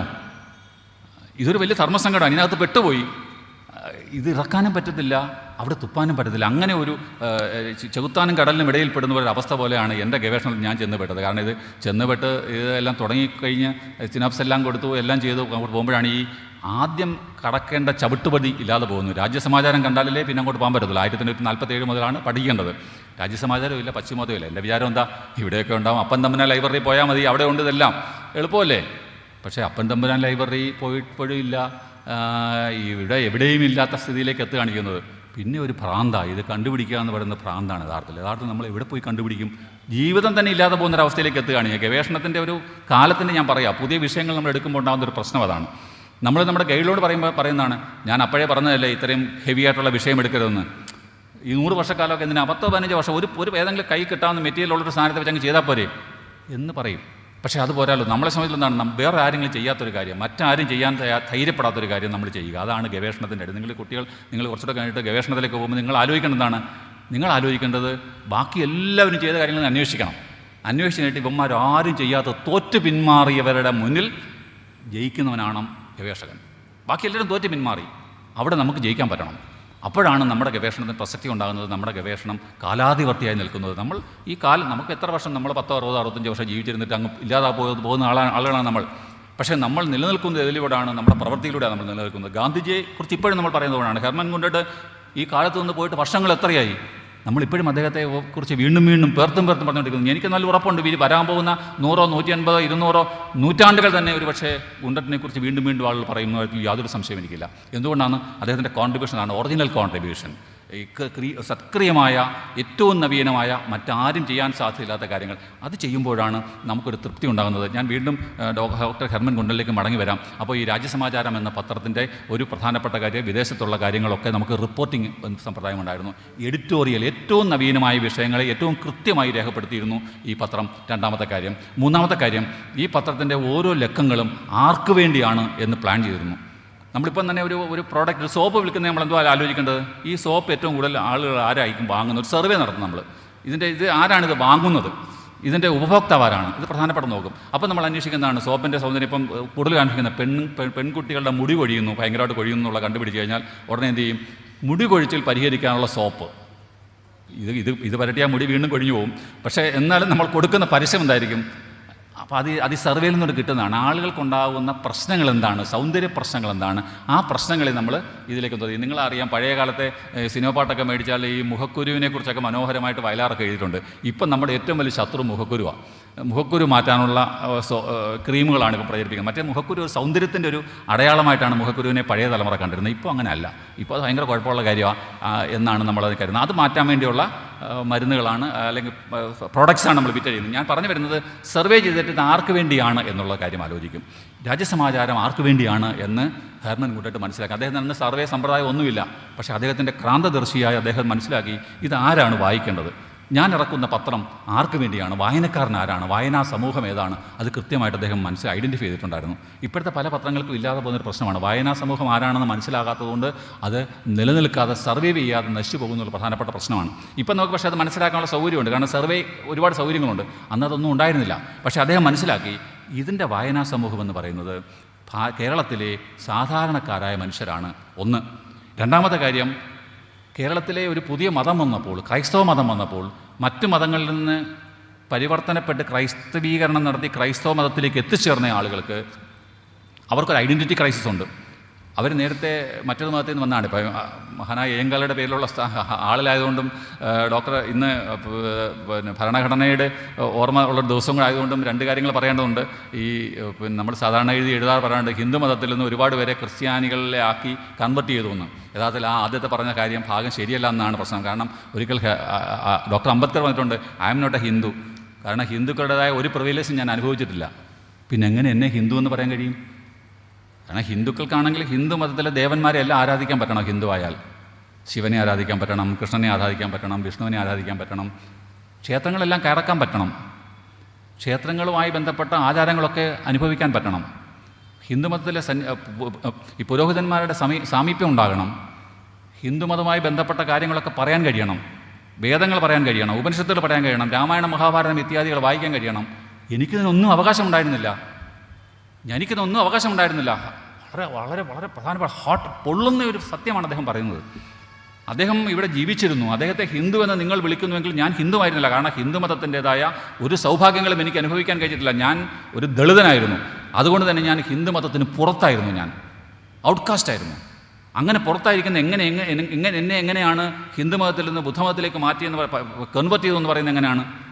അതാണ് പുള്ളി പറഞ്ഞത്. ഞാൻ ഒരിക്കലും ഹിന്ദുമത വിശ്വാസിയായിരുന്നില്ല. ഞാൻ ബുദ്ധമതം സ്വീകരിച്ചത് ഞാനൊരു പുതിയ മതം സ്വീകരിക്കുകയായിരുന്നു. ഞാൻ ഒരു മതത്തിലും പെടാത്ത, തിരസ്കൃതനായ, അസ്പൃശ്യനായ, ആർക്കും തീണ്ടലും തൊടിയിൽ ഒരാളും തൊടാൻ പോലും അറയ്ക്കുന്ന ഒരു നികൃഷ്ട ജീവിയായിരുന്നു ഞാൻ. ഒരു മതം സ്വീകരിക്കുകയായിരുന്നു. അതാണ് ബുദ്ധമതം എന്നാണ് അദ്ദേഹം പറഞ്ഞിരിക്കുന്നത്. ബുദ്ധമതത്തിലേക്ക് പോകുന്നതിനെക്കുറിച്ച് അദ്ദേഹത്തിന് ചോദിച്ചപ്പോൾ അദ്ദേഹം പറഞ്ഞതാണ്. അപ്പം അതാണ് വളരെ കൗതുകരമായൊരു കാര്യം. എൻ്റെ ഈ പഠനത്തിൽ മനസ്സിലാക്കിയപ്പോൾ ഞാൻ മനസ്സിലാക്കിയത്, ഈ ദളിതരായ ആളുകൾ ക്രൈസ്തവ മതത്തിലേക്ക് വന്നത് ഒരിക്കലും മിഷണറിമാർ വാ ഈ മതത്തിൽ ചേർന്നു എന്ന് പറഞ്ഞിട്ടല്ല. അവൻ നിൽക്കുന്ന സ്ഥലത്ത് നിൽക്കാൻ പറ്റാത്തത് കൊണ്ടും അവിടെ അംഗീകാരം കിട്ടാത്തത് കൊണ്ടും അവനൊരു ഐഡൻറ്റിറ്റി കാത്തു സൂക്ഷിക്കാൻ വേണ്ടി, അവൻ്റെ വ്യക്തിത്വം കാത്തു സൂക്ഷിക്കാൻ വേണ്ടി അവൻ ഒരാളിൻ്റെ സമീപത്തേക്ക് എത്തുകയായിരുന്നു. പച്ചയായി പറഞ്ഞാൽ ക്രൈസ്തവ മതത്തിലേക്ക് പരിവർത്തനം നടത്തിയത് മിഷണറിമാർ നേരിട്ട് ദളിതരെ വിളിച്ചിട്ടായിരുന്നില്ല. ദളിതരായ ആളുകൾ മിഷണറിമാരുടെ സമീപത്തേക്ക് ചെല്ലുകയായിരുന്നു. ഞാൻ ഇറങ്ങി നിങ്ങളുടെ അടുത്തേക്ക് വരുന്നതും നിങ്ങൾ എൻ്റെ അടുത്തേക്ക് വരുന്നതും രണ്ടും തമ്മിൽ വലിയ വ്യത്യാസമുണ്ട്. ഒരിക്കലും ഇതൊരു വലിയ മതമാണെന്നും നിങ്ങൾക്കിവിടെ സംരക്ഷണം കിട്ടുമെന്നും പറയുകയല്ല, മറിച്ച് പ്രവൃത്തിയിലൂടെ ബോധ്യപ്പെട്ടപ്പോൾ അവർക്ക് മനസ്സിലായി, ഞങ്ങൾ നിലനിൽക്കുന്ന, ഞങ്ങൾ ജീവിക്കുന്ന, ഞങ്ങൾ വസിക്കുന്ന, അല്ലെങ്കിൽ ഞങ്ങൾ ഈ ചരിക്കുന്ന ഈ ഒരു ആശയം അല്ലെങ്കിൽ ഈ ഒരു സങ്കല്പം ഞങ്ങൾക്കുള്ളതല്ല, അത് ഞങ്ങളുടേതല്ല. കാരണം ഞങ്ങൾക്ക് അവിടെ യാതൊരു സ്ഥാനവുമില്ല. അതുകൊണ്ട് ഞങ്ങൾക്ക് എവിടെയാണോ സ്ഥാനം കിട്ടുന്നത്, ഞങ്ങളെ മനുഷ്യരായി എവിടെയാണോ അംഗീകരിക്കുന്നത്, അവിടേക്ക് ഞങ്ങളിതാ പോകുന്നു. അങ്ങനെയാണ് ഈ ദളിത് കൺവേർഷൻസ് നടന്നിട്ടുള്ളത് എന്ന കാര്യം ഒരു യാഥാർത്ഥ്യമാണ്. കേരളത്തിലെ കീഴാളൻ ഒരു കാരണവശാലും ഹിന്ദുവായിരുന്നില്ല. ഹിന്ദു മതത്തിൻ്റെതായ യാതൊരു സൗകര്യങ്ങളും യാതൊരു പദവികളും അവർക്ക് അനുഭവിക്കാൻ അവസരമുണ്ടായിരുന്നില്ല എന്നതാണ് സത്യം. അപ്പോൾ അതുകൊണ്ട് ആ തരത്തിൽ നമ്മൾ അതിനെ അങ്ങനെ വേണം കാണാൻ. മഹാനായ അയ്യങ്കാളിയുടെ സ്ഥിതിയും അത് തന്നെയായിരുന്നു. അയ്യങ്കാളി ഒരു പെൺകുട്ടിയെ കൊണ്ട് അവിടുത്തെ സ്കൂളിലേക്ക് ചെല്ലുമ്പോൾ, പഞ്ചമി എന്ന പെൺകുട്ടിയെ കൊണ്ട് സ്കൂളിലേക്ക് ചെല്ലുമ്പോൾ എന്താ ചെയ്തതെന്നറിയാമോ? ഈ പഞ്ചമി എന്ന പെൺകുട്ടിയുടെ കൈ പിടിച്ച് അയ്യങ്കാളി വലിയ തൻ്റെടിയായിരുന്നു, ആരെയും വഹിക്കാത്ത ആളായിരുന്നു. അകത്തേക്ക് കയറി ചെന്നപ്പോൾ അകത്തിരുന്ന കുട്ടികളെല്ലാം ഇറങ്ങിപ്പോയി, സാറുമാരും ഇറങ്ങിപ്പോയി. ഈ അധസ്ഥിതയായ ഈ കുട്ടിയെ പഠിപ്പിക്കാൻ ഞങ്ങൾ തയ്യാറല്ല എന്ന് പറഞ്ഞു. അങ്ങനെ ഇറങ്ങിപ്പോയി. അതാണ് പ്രധാന കാര്യം. അപ്പോൾ ഈ ഒരു ദളിത് പെൺകുട്ടിയെ പഠിപ്പിക്കാൻ വേണ്ടി സ്കൂളിലേക്ക് കയറ്റിയപ്പോൾ സ്കൂളിലെ കുട്ടികളും മറ്റ് ഉയർന്ന വിഭാഗത്തിൽപ്പെട്ട കുട്ടികൾ മുഴുവൻ ഇറങ്ങിപ്പോവുകയും അധ്യാപകർ ഇറങ്ങിപ്പോവുകയും ഒക്കെ ചെയ്ത് ഈ വലിയ ഓലക്കെട്ടിടവും പഞ്ചമിയും അയ്യങ്കാളിയും മാത്രം അവശേഷിക്കുന്നു. അപ്പോഴാണ് അദ്ദേഹം തീരുമാനിച്ചത്, അങ്ങനെയാണെങ്കിൽ ഇങ്ങനെയുള്ള കുട്ടികളെ പഠിപ്പിക്കാൻ വേണ്ടി ഒരു സ്കൂൾ തുടങ്ങണമെന്ന് തീരുമാനിച്ചു. അങ്ങനെയാണ് അദ്ദേഹം സ്കൂൾ തുടങ്ങാൻ തീരുമാനിക്കുന്നത്. ഇത് പറയുന്നത് 19-ാം നൂറ്റാണ്ട് അവസാന കാലത്ത് 20-ാം നൂറ്റാണ്ട് തുടങ്ങുന്ന സമയത്തെ കാര്യമായി പറയുന്നത്. ഇപ്പോൾ അയ്യങ്കാളിയുടെ പേരിലൊരു സ്മാരകം, കേരളത്തിലെ ഏറ്റവും വലിയ സ്മാരകം, ആ സ്മാരകത്തിൽ നിന്നുകൊണ്ട് പറയുന്നു, ഇന്നും ഇന്ത്യയിൽ ഈ കഴിഞ്ഞ ആഴ്ച ഒരു കിണറ്റിൽ നിന്ന് വെള്ളം കോരി കുടിച്ചതിന്, ദളിത് വിഭാഗത്തിൽപ്പെട്ടൊരു കുട്ടി വെള്ളം കോരി കുടിച്ചതിന് ആക്രമിക്കുകയും ഗ്രാമത്തിൽ നിന്ന് തന്നെ പുറത്താക്കുകയും ചെയ്യുന്ന ഒരു അവസ്ഥയുണ്ട്. ഇതൊക്കെ പറയുമ്പോൾ നമ്മൾ കേരളം എന്ന് പറഞ്ഞാൽ ഭയങ്കര അഭിമാനം തോന്നുന്ന കാര്യമാണല്ലോ. കാരണം വള്ളത്തോൾ പറഞ്ഞിട്ടുണ്ടല്ലോ, പറഞ്ഞാൽ പിന്നെ അഭിമാനിച്ചല്ലേ പറ്റുള്ളൂ. ഭാരതമെന്ന പേർ കേട്ടാൽ അഭിമാനപൂരിതമാകണമെന്ന കേരളമെന്ന് കേട്ടാലോ തിളക്കണം ചോര നമുക്ക് ഞരമ്പുകളിൽ. ഇവിടെയാണ് മധു എന്ന് പറഞ്ഞൊരു പയ്യനെ, അവനാകെ വിശന്നിട്ട് ഒരു ആഹാരം എടുത്ത് കഴിച്ചു എന്ന കാര്യത്താൽ നമ്മളെ ആളുകൾ അവനെ പരസ്യമായി അടിച്ചു കൊന്നത് ഇവിടെയായി, കേരളത്തിലാണ്. കേരളമെന്ന പേർ കേട്ടാൽ തിളക്കണം ചോര നമുക്ക് ഞരമ്പുകളിൽ. മധുവിൻ്റെ രക്തസാക്ഷിത്വം. മധുവിനെ അടിച്ചു കൊന്നത് കണ്ടവരാരുമില്ല ഇപ്പോൾ. അതാണ് രസം. തെളിവില്ല. ഇനി മധു വന്ന് പറയണം, എന്നെ ഇവർ, ഞാൻ ഈ ഭക്ഷണം കഴിച്ചതിൻ്റെ പേരിൽ അല്ലെങ്കിൽ എടുത്ത് കഴിച്ചതിൻ്റെ പേരിൽ എന്നെ ഇവർ നശിപ്പിച്ചു, അല്ലെങ്കിൽ കൊന്നുകളഞ്ഞു, അരിങ്കൊല ചെയ്തു എന്ന് ഈ പറഞ്ഞ മധു വന്ന് പറയണം എന്നൊരു അവസ്ഥയിലേക്ക് എത്തി നിൽക്കുക. ഇത് കേരളമാണ്. അപ്പോൾ ഇവിടെയാണ് നമ്മൾ ഈ മഹാനായ ഹെർമൻ ഗുണ്ടട്ടിൻ്റെ സേവനങ്ങളെക്കുറിച്ച് നമ്മൾ ഓർക്കേണ്ടത്. അതുകൊണ്ടാണ്. അപ്പോൾ അദ്ദേഹം മനസ്സിലാക്കി ഈ ഒരു ഐഡൻറ്റിറ്റിയുടെ പ്രശ്നമുണ്ട്. മറ്റൊരു മതത്തിലേക്ക് വന്നെത്തിച്ചേരുമ്പോൾ ഞങ്ങൾ ഒറ്റപ്പെട്ടു പോയല്ലോ, ഞങ്ങൾക്കൊന്നും അറിയാതെ പോകുന്ന ഒരു അവസ്ഥ, ഞങ്ങൾ അവിടെയുമില്ല ഇവിടെയുമില്ലെന്നായല്ലോ. അങ്ങനെയുള്ളവർക്ക് ശരിയായ മാർഗ്ഗം പറഞ്ഞു കൊടുക്കുന്നതിന് വേണ്ടിയുള്ള ഒരു വഴി വേണം എന്ന് അദ്ദേഹം തീരുമാനിച്ചു. അതിന് ഏറ്റവും നല്ല മാർഗ്ഗം രാജ്യസമാചാരം എന്ന പത്രമാണ്. ഈ പത്രം വായിക്കുന്ന ആളിന് ഒരു ആത്മാഭിമാനമുണ്ടാകും. ഞാൻ ഇങ്ങനെയാണ്, എനിക്കിങ്ങനെ ആകാം, ഞാനിങ്ങനെ നിലനിൽക്കും, ഞാൻ സർവൈവ് ചെയ്യും എന്ന് നമുക്ക് ബോധ്യപ്പെടുത്തുന്ന ഒന്നായി ഈ പത്രം മാറുന്നു. എന്ന് വെച്ചാൽ നേരത്തെ ഓണക്കൂർ സാർ സംസാരിച്ചപ്പോൾ പറഞ്ഞല്ലോ, ഓണക്കൂർ സാർ സംസാരിച്ചപ്പോഴും ശ്രീ RS ബാബു സംസാരിച്ചപ്പോഴും പറഞ്ഞുണ്ടായി, ഇന്നത്തെ പത്രങ്ങൾ നമ്മുടെ സ്ഥിതി എന്താണെന്ന് പറയുകയുണ്ടായി. നമ്മൾ ഉത്കണ്ഠ ഉണ്ടാക്കുന്ന പത്രങ്ങളാണ്. പത്രങ്ങൾ വായിക്കുമ്പോൾ ഉണ്ടാകുന്ന ഉത്കണ്ഠ വളരെ വലുതാണ്.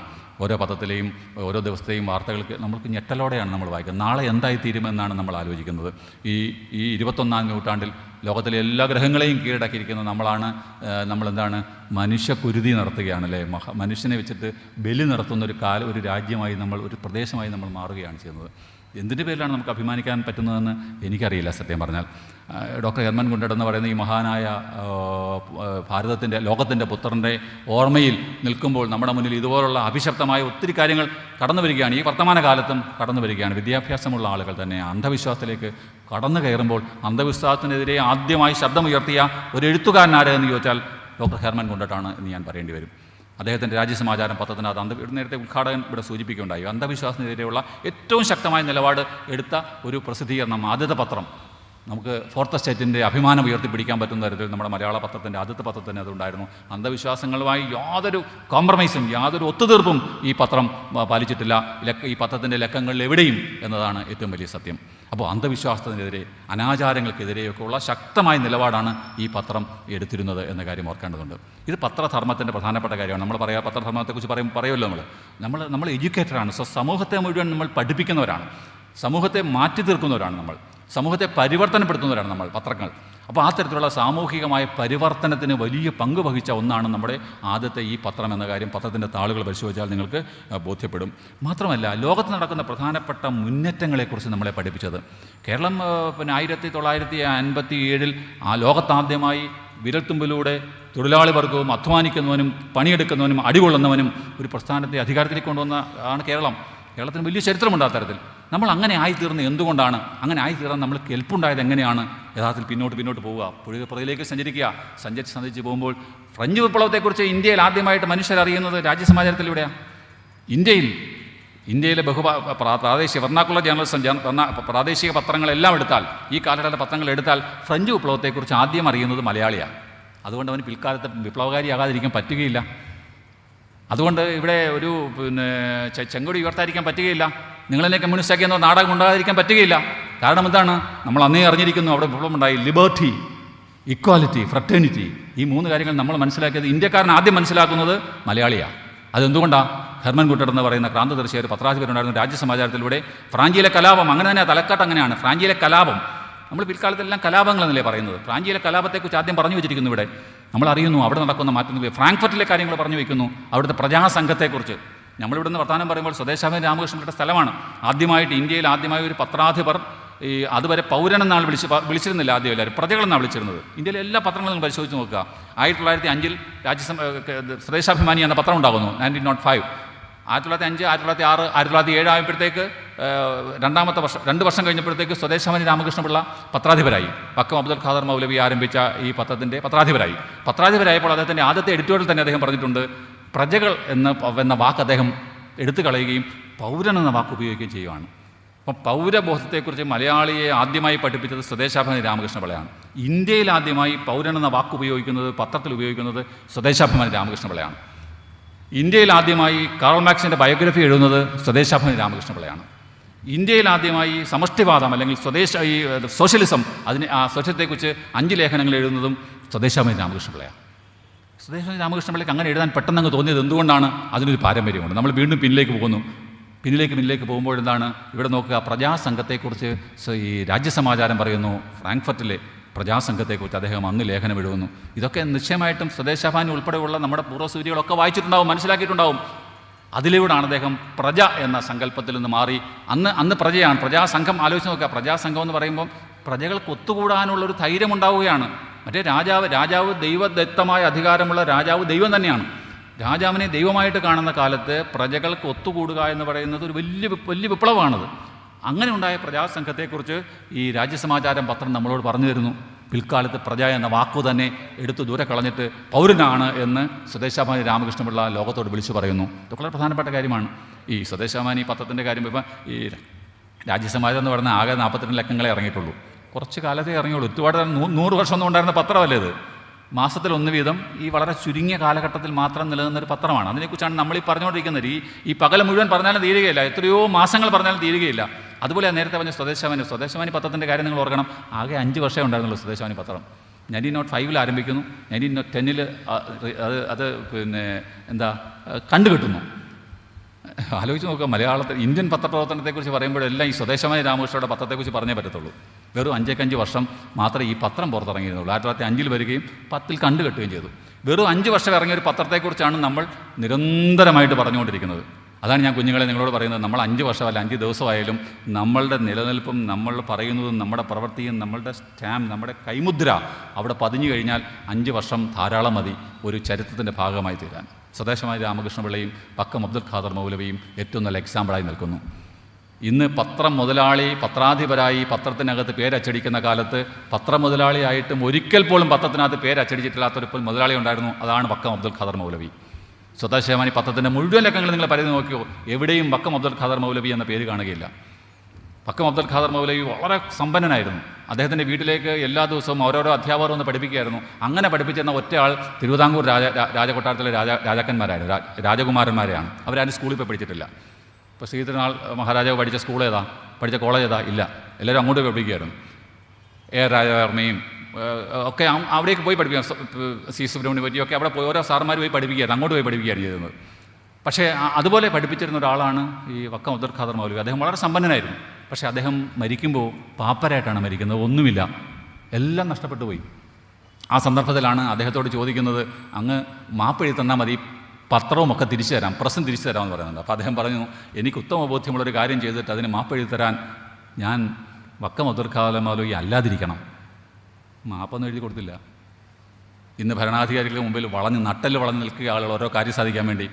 എഴുത്തുകാരൻ, പത്രപ്രവർത്തകൻ, പത്രാധിപന്മാർ ഒക്കെ നിൽക്കുന്ന ഒരു കാലത്താണ് വക്കം അബ്ദുൽ ഖാദർ മൗലവി എന്ന് പറയുന്നയാൾ 1910 അഭിമാനത്തോടെ പറഞ്ഞു, ഞാൻ പറഞ്ഞതെല്ലാം ശരിയാണ്, ഞാൻ എൻ്റെ പത്രത്തിൽ എഴുതിയതെല്ലാം ശരിയാണ്, ഞാനൊരു മാപ്പ് തരുന്ന പ്രശ്നമേ ഇല്ല. അദ്ദേഹം നിരാലംബനായി, ഒന്നുമില്ലാതെ നിസ്വനായി, പട്ടിണിയും ദാരിദ്ര്യമായിട്ട് ഈ ലോകത്തോട് വിട പറഞ്ഞു. അദ്ദേഹത്തിൻ്റെ ബന്ധുക്കളും മക്കളും ഒക്കെ പിൽക്കാലത്ത് പലപ്പോഴും ഈ പ്രസ് തിരിച്ചു തരാൻ ചോദിച്ചിട്ടുണ്ട്, കൊടുത്തില്ല. 1957 ഒന്നാമത്തെ കമ്മ്യൂണിസ്റ്റ് മന്ത്രിസഭ വന്നപ്പോൾ EMS ഒപ്പുവെച്ച അദ്ദേഹത്തിൻ്റെ ആദ്യത്തെ സിഗ്നേച്ചർ സ്വദേശാഭിമാനി പത്രത്തിൻ്റെ പ്രസ് വിട്ടുകൊടുക്കാനുള്ള ഉത്തരവാണ് ആദ്യം ഇറക്കിയത്. അപ്പോൾ നമ്മുടെ ചരിത്രം ഇങ്ങനെ കിടക്കുകയാണ്. ഇതൊന്നും സാധാരണഗതിയിൽ എവിടെ എഴുതിയിട്ടുള്ള കാര്യങ്ങളല്ല. ഇതെല്ലാം റെക്കോർഡ്സുള്ള തെളിവുകളുള്ള കാര്യമാണ് ഞാൻ ഈ പറയുന്നതൊക്കെ.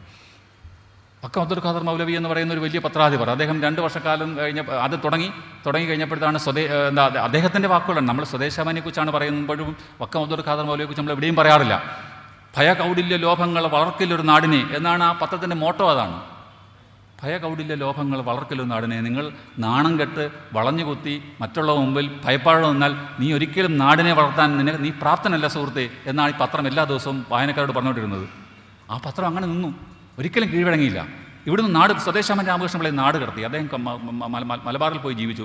മലബാറിൽ പോയി ജീവിച്ചപ്പോഴും വായടക്കി വെച്ചില്ല. അദ്ദേഹം അവിടെ വെച്ചിട്ടാണ് ഈ 5 ലേഖനങ്ങൾ എഴുതുന്നത്. സമഷ്ടിവാദത്തെക്കുറിച്ച്, സോഷ്യലിസത്തെക്കുറിച്ച് എഴുതുന്നത്. ആത്മപോഷണി എന്ന പത്രത്തിൽ അദ്ദേഹം എഴുതുകയാണ്. ഇവിടെ അദ്ദേഹത്തിൻ്റെ പത്രം കണ്ടുകെട്ടി അദ്ദേഹം പോയി. പക്ഷേ അവിടെയും അദ്ദേഹം വെറുതെ ഇരുന്നില്ല, വീണ്ടും എഴുതിക്കൊണ്ടിരുന്നു. ആത്മപോഷണിയിൽ അദ്ദേഹം എഴുതി, സമഷ്ടിവാദത്തെക്കുറിച്ച്, സോഷ്യലിസത്തെക്കുറിച്ച് എഴുതി. അപ്പോൾ ഇങ്ങനെ എന്നിട്ട് ഏറ്റവും സങ്കടം വരുന്നൊരു കാര്യം, നമുക്ക് വല്ലാത്ത സങ്കടം തോന്നിക്കും. ഈ പാപ്പരായി നടക്കുന്ന വക്കം അബ്ദുൽ ഖാദർ മൗലവി അദ്ദേഹം ഇങ്ങനെ ഇറങ്ങി നടക്കുമ്പോൾ അദ്ദേഹത്തോട് ഇഷ്ടമുള്ള ചില ആളുകൾക്ക് കുറച്ച് പൈസയൊക്കെ കൊടുക്കും. ഈ പൈസയൊക്കെ ശേഖരിച്ച് അദ്ദേഹം എന്താ ചെയ്യുന്നത് അറിയാമോ? അടുത്ത പോസ്റ്റ് ഓഫീസിൽ പോയിട്ട് കണ്ണൂരിലേക്ക് ഒരു മണി ഓർഡർ അയച്ചു കൊടുക്കും. ആർക്കാണ്? തൻ്റെ പത്രത്തിൻ്റെ പത്രാധിപരായിരിക്കുകയും തിരുവിതാംകൂർ രാജാവ് നാട് കടത്തുകയും അന്യനാട്ടിൽ നിരാലംബനായി കഴിയുകയും ചെയ്യുന്ന തൻ്റെ മുൻ പത്രാധിപർക്ക് പത്രവുടമ തെണ്ടി ഉണ്ടാക്കുന്ന പൈസ എല്ലാ മാസവും അയച്ചു കൊടുത്തിരുന്നു. ഒത്തിരി ഈ ഗ്രേറ്റ് എന്നൊക്കെ വാക്ക് നമുക്ക് എപ്പോഴും ഉപയോഗിക്കാൻ പറ്റത്തില്ല, അത്യപൂർവമായിട്ട് ഉപയോഗിക്കാൻ പറ്റുള്ളൂ. അങ്ങനെ ഉപയോഗിക്കാൻ പറ്റുന്ന ഒരാളാണ് ഹക്കം അബ്ദുൽ ഖാദർ മൗലവി. അദ്ദേഹത്തിന് വേണമെങ്കിൽ ഇതുകൊണ്ട് നല്ല നല്ല ആഹാരം കഴിക്കാമായിരുന്നു. പക്ഷേ ആഹാരം പോലും കഴിക്കാതെ പഴയ പത്രാധിപർക്ക് അയച്ചു കൊടുത്തിരുന്നു.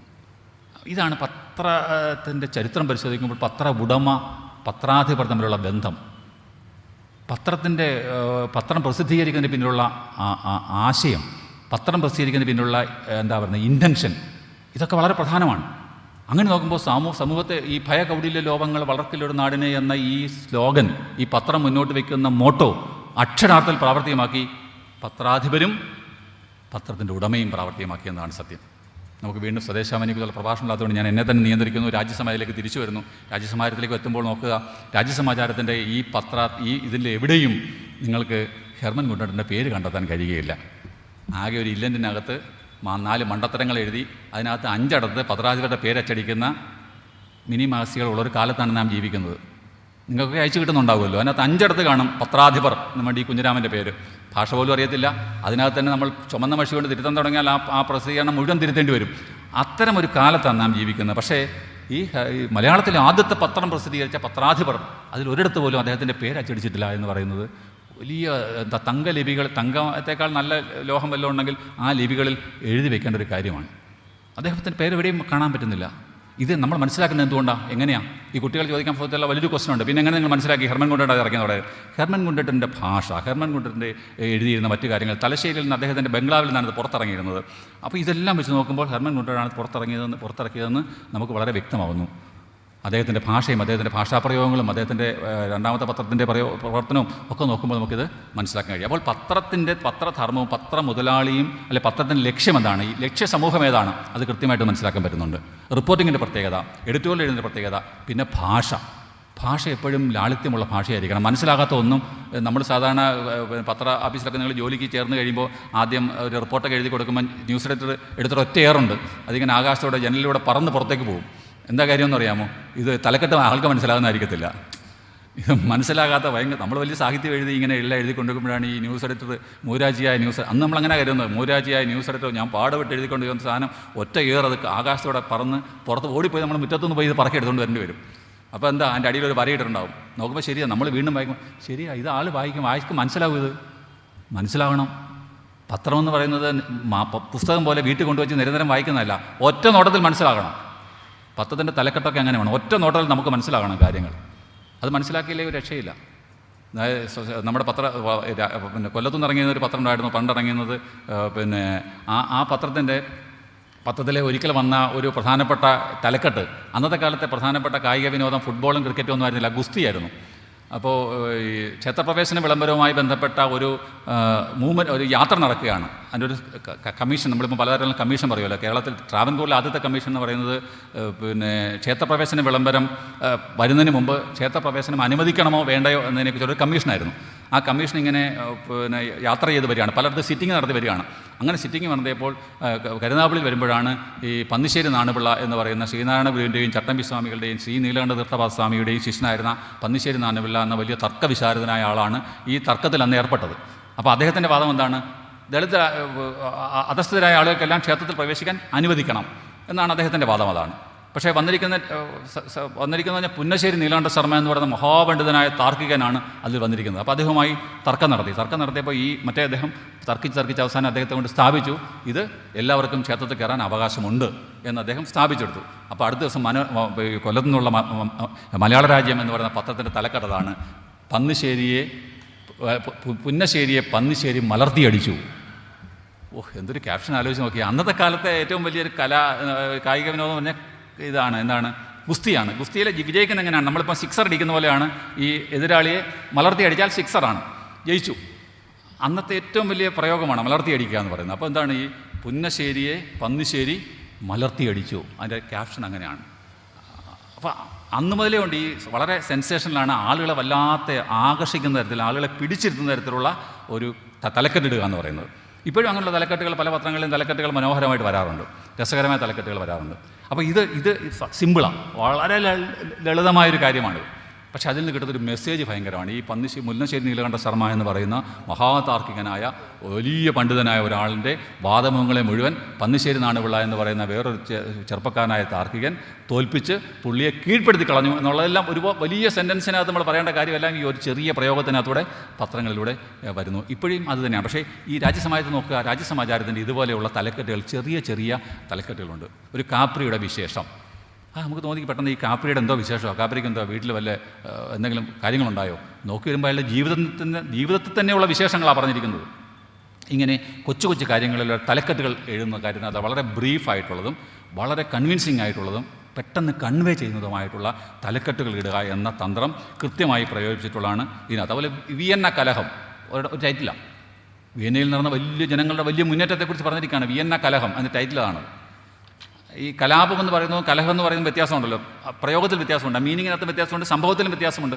അപ്പോൾ ഓരോ വാക്കും ഉപയോഗിക്കുന്നതിനകത്ത് വരുന്ന പ്രത്യേകതകൾ അത് വളരെ കൃത്യമായി സൂചിച്ചിട്ടുണ്ട്. പിന്നെ മറ്റൊന്ന്, ഈ നേരത്തെ ഇവിടെ സൂചിപ്പിക്കുകയുണ്ടായി മാപ്പ്.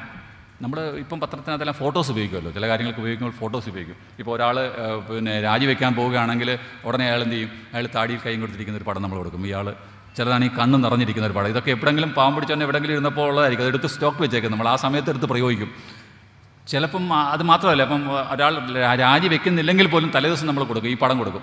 പടം കൊടുത്തിട്ട് ഇന്നാരുടെ രാഷ്ട്രീയ ഭാവി അനിശ്ചിതത്വത്തിൽ എന്ന് കൊടുക്കും. അതല്ലെങ്കിൽ ഒന്നും കൊടുക്കാതെ പുള്ളി ഇങ്ങനെ സങ്കടപ്പെട്ടിരിക്കുന്നതിൻ്റെ പുറത്തൊരു ചോദ്യചിഹ്നം മാത്രം കൊടുക്കും. ഇതെല്ലാം മീനിങ് ഫുൾ ആയിട്ടുള്ള കാര്യങ്ങളാണ്. ഇതെല്ലാം പെട്ടെന്ന് ആളുകളുടെ മനസ്സിലേക്ക് വലിയ ആശയങ്ങളാണ് എറിഞ്ഞു കൊടുക്കുന്നത്.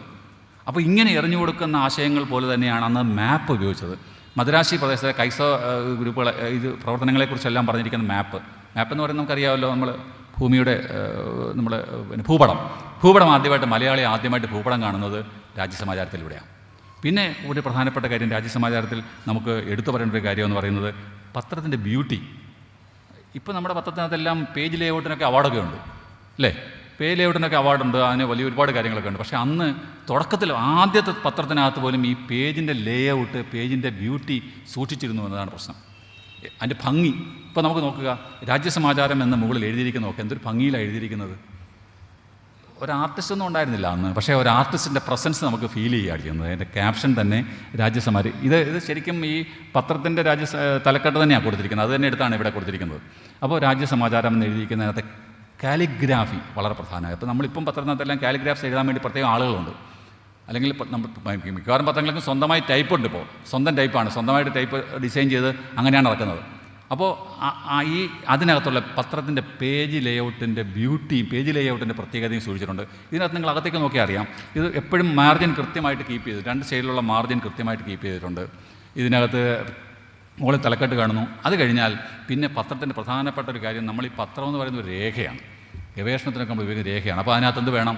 വർഷം വേണം, മാസം വേണം, എത്ര പേജസ് ഉണ്ടെന്ന് വേണം. ഇത്തരം വളരെ ഫണ്ടമെൻ്റലായിട്ടുള്ള കാര്യങ്ങൾ അത് ഒന്നാമത്തെ പത്രത്തിൽ തന്നെ കാത്തു സൂക്ഷിച്ചിട്ടുണ്ട്. നമ്മളിപ്പോഴും തുടരുകയാണത്. ഇപ്പം നമ്മൾ നോക്കില്ല ഏത് തീയതിയിലെ പത്രത്തിൻ്റെ വർഷം, ഇതെല്ലാം നമ്മൾ നോക്കുന്നുണ്ട്. ഇത് അന്ന് കൊടുത്തിരുന്നു. മറ്റൊരു കാര്യം, മലയാളികൾ പിൽക്കാലത്ത് ഒന്നും ചെയ്യാത്തൊരു കാര്യം അദ്ദേഹം ചെയ്തിട്ടുണ്ട്. കാരണം മലയാള അക്കങ്ങളാണ് ഉപയോഗിച്ചേക്കുന്നത്.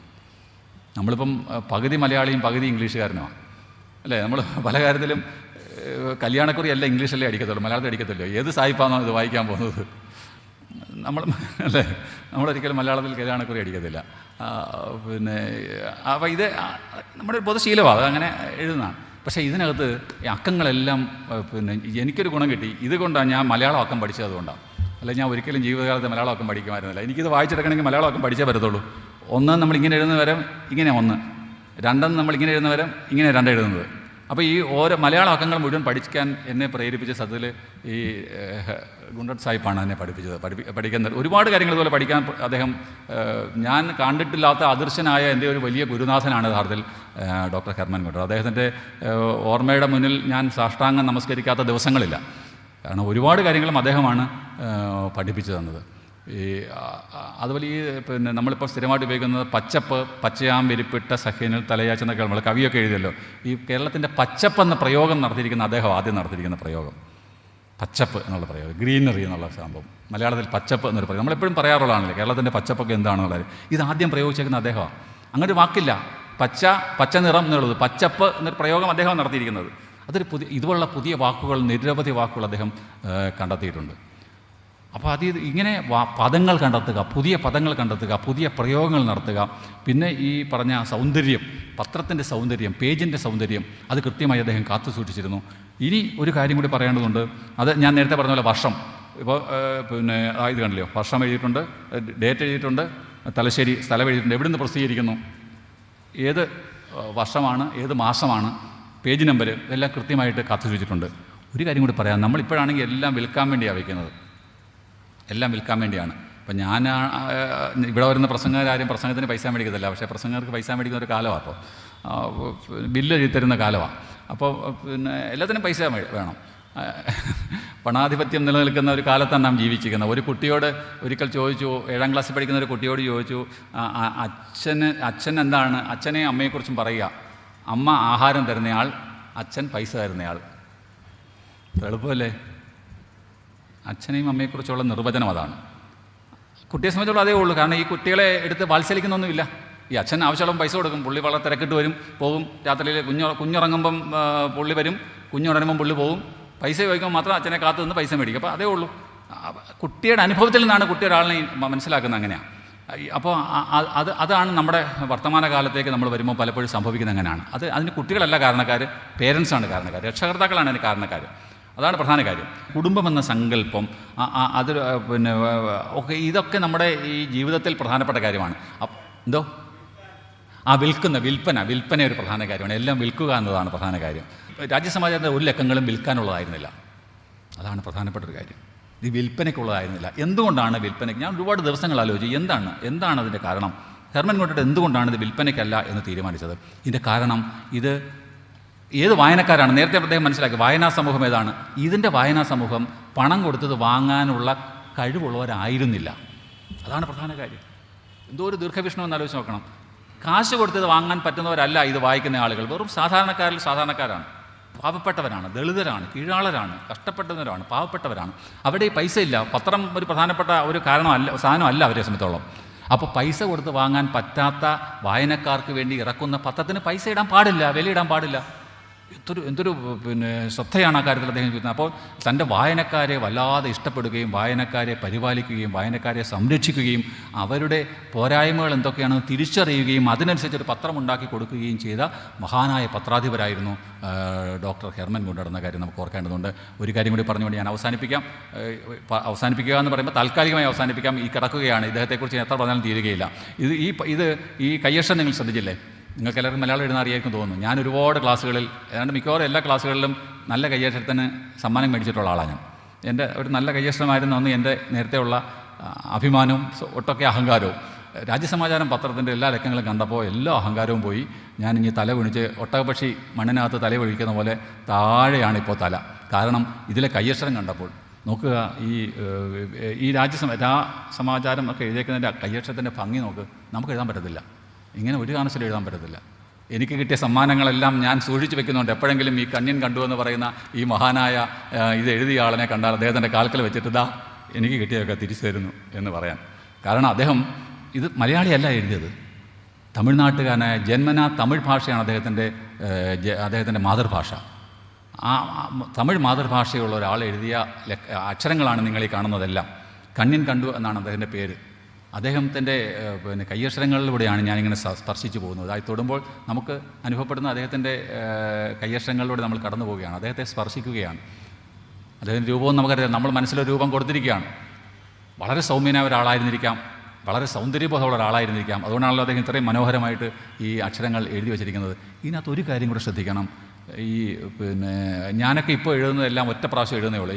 എഴുതി പിന്നെ കോപ്പി ചെയ്യലില്ല, ഒറ്റ എഴുതാം.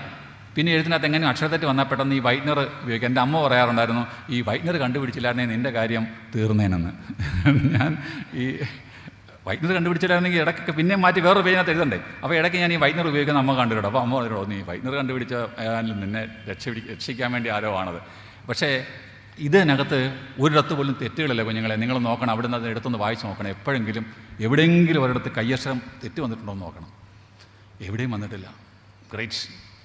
എന്തോ ഒരു ഡിവൈനായിട്ടുള്ള എന്തോ അത്ഭുതകരമായ ഒരു ശക്തിവിശേഷമുള്ള ഒരാളാണ് ഇത് എഴുതിയത് എന്നുള്ളത് ഒരു സംശയമില്ല. കാരണം എത്ര പണ്ഡിതനാണെങ്കിലും എഴുതുമ്പോൾ കയ്യക്ഷരം ഇതിനകത്ത് തെറ്റ് വരും. ഇപ്പോൾ നമ്മൾ ഇവിടെ മാനുസ്ക്രിപ്റ്റ് ലൈബ്രറി പോകാമെങ്കിൽ കുമാരനാശാൻ്റെ ഹസ്തലിഖിതങ്ങൾ അവിടെയുണ്ട്. കുമാരനാശാൻ എഴുതിയിട്ടുള്ള മുഴുവൻ കയ്യക്ഷരത്തിൽ അദ്ദേഹം എഴുതിയിട്ടുള്ള ഹസ്തലിഖിതം ശേഖരിച്ചിട്ടുണ്ട്. അവിടെ പോയി നിങ്ങൾക്ക് കാണാൻ കഴിയും എന്തുമാത്രം വെട്ടും തിരുത്തും അവിടെ ഇവിടെയൊക്കെ അക്ഷരത്തെറ്റൊക്കെ നിരവധിയുണ്ട്. മഹാനായ കവി. മലയാളികൾ അഭിമാനം കൊള്ളുന്നത് ആശാൻ്റെ പേരിലാണ്. കേരളത്തിന് പുറത്ത് പോയാൽ നമുക്കിപ്പോൾ അഭിമാനിക്കാവുന്ന ഏറ്റവും വലിയ കവി, മഹാനായ കവി ആശാനാണ്. 100 വർഷം കഴിഞ്ഞപ്പോഴും അദ്ദേഹത്തിൻ്റെ എല്ലാ കൃതികളെക്കുറിച്ച് നമ്മൾ വീണ്ടും വീണ്ടും ചർച്ച ചെയ്യുകയാണ്. ആ മഹാനായ എഴുത്തുകാരൻ്റെ പോലും എഴുത്തിനകത്ത് നിരവധി തെറ്റുകൾ, അക്ഷരത്തെറ്റുകൾ, വെട്ടിത്തിരുത്തലൊക്കെ വന്നിരിക്കുന്നു. ഇതിനകത്ത് ഒരിടത്ത് പോലും നിങ്ങൾ ഈ മുഴുവൻ ലക്കങ്ങളും പരിശോധിച്ചോ, ഒരിടത്ത് പോലും ഒരു തെറ്റുമില്ല, ഒരു കറക്ഷനുമില്ല, അങ്ങനെ ചെയ്തിരിക്കുന്നു. ഇതെല്ലാം വെറും വെള്ള പേപ്പറിൽ എഴുതിയല്ല, സൈക്ലോസ്റ്റൈൽ ചെയ്യാൻ വേണ്ടിയാണ്. ഓയിൽ പേപ്പർ ഉണ്ടല്ലോ, അതിനകത്ത് കട്ട് ചെയ്യുന്നതാണ്, സ്റ്റെൻസിൽ കട്ട് ചെയ്യുന്ന പോലെ എഴുതിയിരിക്കുകയാണ്. ഷാർപ്പായിട്ട് കുത്തിപ്പിടിച്ചെഴുതണം, അങ്ങനെ എഴുതിയിരിക്കുന്നതാണിത്. ഒരിടത്ത് പോലും കയ്യക്ഷരത്തിൽ തെറ്റില്ല. ഒരിടത്ത് പോലും നിങ്ങൾ ആധാരമൊക്കെ എഴുതിക്കുന്നതിനകത്ത് കാണും, ഏറ്റവും അവസാനം എഴുതിയേക്കും വെട്ടിത്തിരുത്തില്ല അല്ലേ, അങ്ങനെ എഴുതും. അവസാനം സർട്ടിഫിക്കറ്റ് എഴുതും. ഇതിനകത്തൊരു സർട്ടിഫിക്കറ്റും വേണ്ട, ഒരിടത്ത് പോലും വെട്ടിത്തിരുത്തില്ല, ഒരിടത്ത് പോലും ഓവർ റൈറ്റിംഗ് ഇല്ല. നമ്മൾ പലപ്പോഴും എഴുതുമ്പോൾ എനിക്ക് ഒത്തിരി അടി കൊണ്ടിട്ടുള്ള കാര്യമാണ്. ഈ എഴുതുമ്പോൾ ഒന്നുകൂടെ വൃത്തിയാക്കും നമ്മൾ, അതിൻ്റെ പുറത്തോടൊന്ന് ഓവർ റൈറ്റ് ചെയ്യും, ഒറ്റ അടി വരും. എൻ്റെ എഴുത്തിലും വായനയിലും ഒക്കെ ഏറ്റവും എന്നെ കൂടെ ഇരിക്കുന്ന അമ്മയായിരുന്നു. അമ്മ കയ്യിൽ ഒറ്റ അടി തരും. ഈ അടി എനിക്ക് എപ്പോഴും ഓർമ്മയുണ്ട്. ഇപ്പോൾ ഓവർ റൈറ്റ് ചെയ്യുമ്പോഴെല്ലാം എനിക്ക് വലിയ അടി വരുമെന്നുള്ള ഓർമ്മയുള്ളതുകൊണ്ട് ഓവർ റൈറ്റ് ചെയ്തില്ല. നമ്മൾ സാധാരണ ചെയ്യുന്നതാണ്, എഴുതിയിട്ട് നമ്മളൊന്ന് അതിന് പുറത്തോട്ട് ഒന്നുകൂടെ വരയ്ക്കും. ഒരു ആവശ്യമില്ല, ഒന്നുകൂടെ വരയ്ക്കും. ഒരിടത്ത് പോലും ഓവർ റൈറ്റിംഗ് ഇല്ല, തെറ്റുകളില്ല. പിന്നൊരു പ്രധാനപ്പെട്ട കാര്യം, എന്നെ അത്ഭുതപ്പെടുത്തുന്ന കാര്യം, ആദ്യമൊക്കെ ഞാനും ഈ നിങ്ങളൊക്കെ ആ ട്രിക്ക് ഉപയോഗിച്ചിട്ടുള്ള ഉണ്ടായിരിക്കും ഞാൻ വയ്ക്കുന്നത്, ഞാൻ സ്വകാര്യമായിട്ട് പറയാം. വരയിട്ട ഒരു പേപ്പർ എടുക്കും, എന്നിട്ട് മറ്റേ വെള്ള പേപ്പറിൻ്റെ ഇത് അടിയിൽ ഓരോ വയ്ക്കും, എന്നിട്ട് അതിൻ്റെ പുറത്തോടെ നീട്ടായി എഴുതും. എന്നിട്ട് കൊണ്ട് അച്ഛനെയും അമ്മയൊക്കെ കാണിക്കും, ഇതാ നല്ല ലൈൻ പിടിച്ച് എഴുതിയിരിക്കുന്നു. അച്ഛനും അമ്മയ്ക്കും അറിയാം ഈ അടിയിൽ ഈ സാധനം വെച്ച് അവനെ എഴുതുകയെന്നറിയാം. എന്നാലും അവരൊരിക്കലും അത് അങ്ങനെ എഴുതിയോ എന്ന് ചോദിച്ചിട്ടില്ല. അപ്പോൾ നമ്മുടെ കള്ളത്തരം നമ്മൾ അവരറിയാതെ നമ്മൾ രക്ഷപ്പെട്ടു എന്നാണ് കരുതുന്നത്. അങ്ങനെയല്ല. പിന്നെ എനിക്ക് മനസ്സിലായി ഇവരിത് അറിഞ്ഞിട്ടുണ്ട്, പക്ഷേ നമ്മളോട് ചോദിക്കുന്നില്ല. അപ്പോൾ എന്ത് ചെയ്യും, നമ്മൾ ഇതെടുത്ത് മാറ്റിയിട്ട് അല്ലാതെ എഴുതാൻ ശീലിക്കും. ഇപ്പോൾ അത് വേണ്ട, എഴുതുമ്പോൾ നല്ല ലൈനായിട്ട് പോകും. അല്ലെങ്കിൽ പിന്നെ ഇവിടെ നിന്ന് എഴുതിയാൽ ഗവർണത്തിൽ ചെല്ലും. കേരളത്തിൽ നിന്ന് എഴുതാൻ നേരെ ഗവർണത്തോട്ട് ഇങ്ങനെ കയറി അങ്ങ് പോകും. സാധാരണഗതി പലരും എഴുതുന്ന അങ്ങനെ, വലിയ ആളുകൾക്ക് പോലും അങ്ങനെ പ്രശ്നമുണ്ട്. ഇതിനകത്ത് നോക്കുക, നിങ്ങൾ ലൈൻ പിടിച്ച് എഴുതിയിരിക്കുന്നത്, എങ്ങനെ ഇത് എഴുതിയിരിക്കുന്നത്? ഇത് സാധാരണഗതിയിൽ നമുക്ക് വേണമെങ്കിൽ വിചാരിക്കാം നമ്മൾ ചെയ്തതുപോലെയുള്ള ഒരു വരയിട്ട പേപ്പർ അടി വെച്ചാണ്. അങ്ങനെ പറ്റത്തില്ല, കാരണം ഇത് സൈക്ലോസ്റ്റൈൽ ചെയ്യുകയാണിത്. അതിൻ്റെ അടിയിൽ വെച്ചാൽ കാണാൻ പറ്റത്തില്ല. ഓയിൽ പേപ്പർ ഒരു അറിയാമല്ലോ, സൈക്ലോസ്റ്റൈൽ ഷീറ്റ് നിങ്ങൾക്ക് അറിയാമല്ലോ, കല്ലച്ചൻ്റെ ഷീറ്റ് അറിയാമല്ലോ. ആ ഷീറ്റിനകത്ത് എഴുതുമ്പോൾ അടിയിലുള്ള ട്രാൻസ്പെറൻ്റ് അല്ല, അത് കാണാൻ പറ്റത്തില്ല. ഇത് കട്ട് ചെയ്യണം, ഈ മുകളിലുള്ള പേപ്പർ കട്ട് ചെയ്ത് പോകണം, എങ്കിൽ മാത്രമേ ഇത് കറക്കി എടുക്കുമ്പോൾ നമുക്കിത് പ്രിൻ്റ് എടുക്കാൻ പറ്റും. സൈക്ലോസ്റ്റൈൽ സിസ്റ്റം അറിയാവുന്നവർക്കറിയാം. അതുകൊണ്ട് അടിയിൽ ഒരു വരയിട്ട പേപ്പർ വെച്ച് എഴുതാൻ പറ്റുന്നതല്ല സൈക്ലോസ്റ്റൈൽ പേപ്പർ എന്ന് പറയുന്നത്. അതുകൊണ്ട് അദ്ദേഹം കൃത്യമായിട്ട് ഈ ലൈൻ എഴുതിയിരിക്കുന്നു. ആ ലൈനിനകത്തുള്ള തമ്മിലുള്ള അകലം നോക്കുക, സ്പേസിൻ്റെ ഡിസ്റ്റൻസ് എത്ര കൃത്യമാണെന്ന് നോക്കുക. നമുക്ക് കമ്പ്യൂട്ടറിനകത്തൊക്കെ നമുക്ക് സ്പേസ് അഡ്ജസ്റ്റ് ചെയ്യാം. ഇത് കൈകൊണ്ടൊരു മനുഷ്യൻ രാവും പകലും ഇല്ലാതിരുന്ന് എഴുതി തയ്യാറാക്കിയതാണ്. ഈ ലക്കങ്ങളെല്ലാം ഒരെണ്ണമല്ല, എല്ലാ മാസത്തിലും അദ്ദേഹം എഴുതിയിരിക്കുന്നു. ഏറ്റവും രസമുള്ള കാര്യം എന്ന് പറയുന്നത്, ഇപ്പോൾ ആഗസ്റ്റിലെ പത്രം എടുത്തിട്ട് പിന്നെ സെപ്റ്റംബറിലെയോ നവംബറിലെയോ പത്രം നോക്കിയാലും വ്യത്യാസമില്ല, സ്പേസിങ്ങിന് വ്യത്യാസമില്ല.